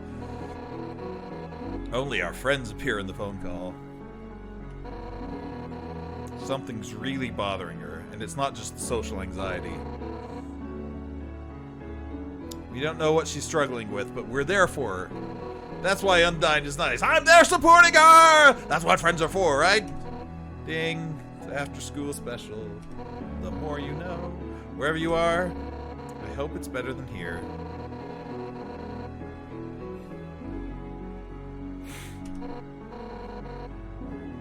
So basically, you fell into the underground, befriended a bunch of monsters, left them behind, along with killing their king and robbing their only hope of release.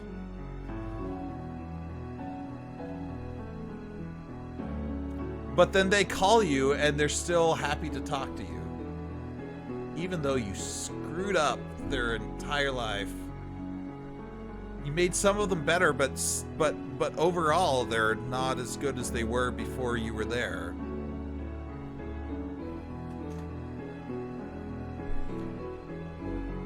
That's kind of sad, admittedly, but keep that in mind for when we get to the pacifist route, because that's the major crux of... Sorry, I just noticed the bottom of this knife looks like a face. I'm the bottom of the knife! Anyway, that's the crux of what I want to talk about with Chara. Because we haven't quite got all of their story yet. But we're close. You have to try to be happy, okay? For our sakes.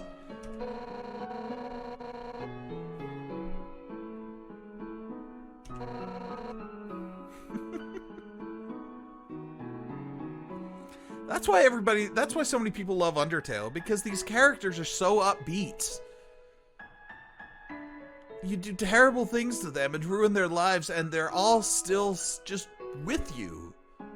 It's such a marked difference from a lot of video games, first of all.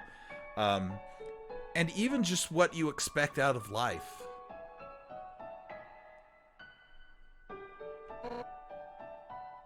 Or at least if you struggle with, you know, making friends. Or some mental issues. Mental health issues, I should say. Depression issues and that kind of thing. That kind of a concept is so foreign to you because you don't know how to be friends with people enough that they will be this supportive of you because you feel like you hurt them just as much as you do in this game. But the people in the game are still pulling for you. Just because you're trying to be nice, you're not deliberately hurting them, you just screw up.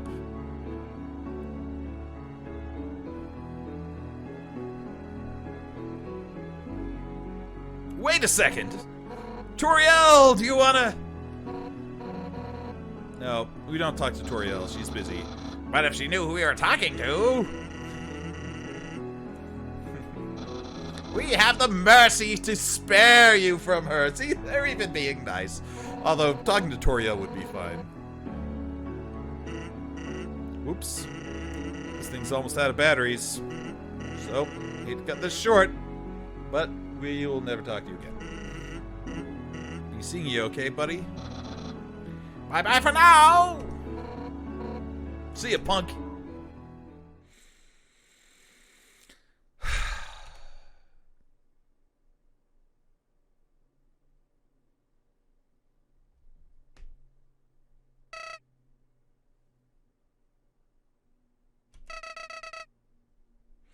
And Flowey still doesn't get it.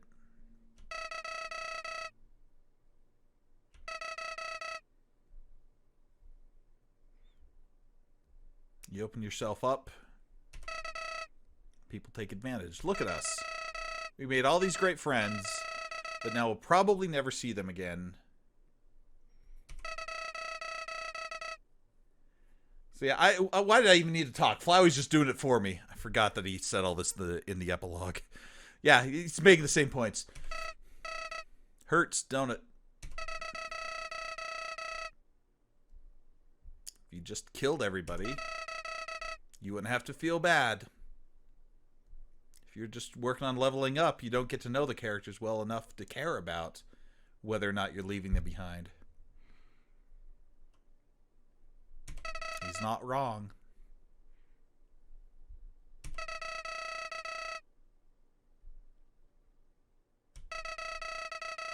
Why did things still end up like this?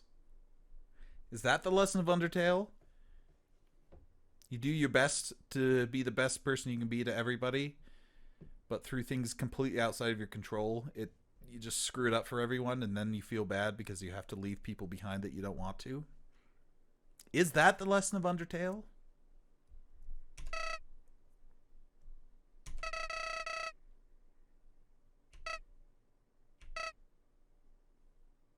Say.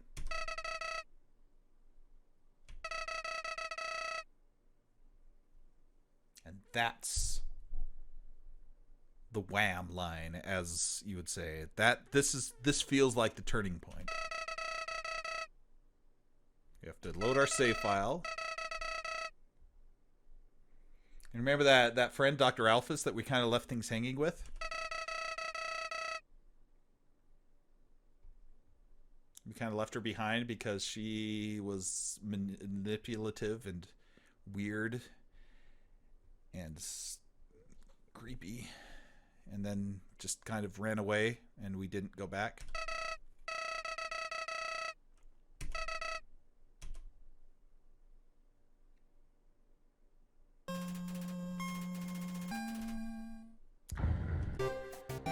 We'll be picking this back up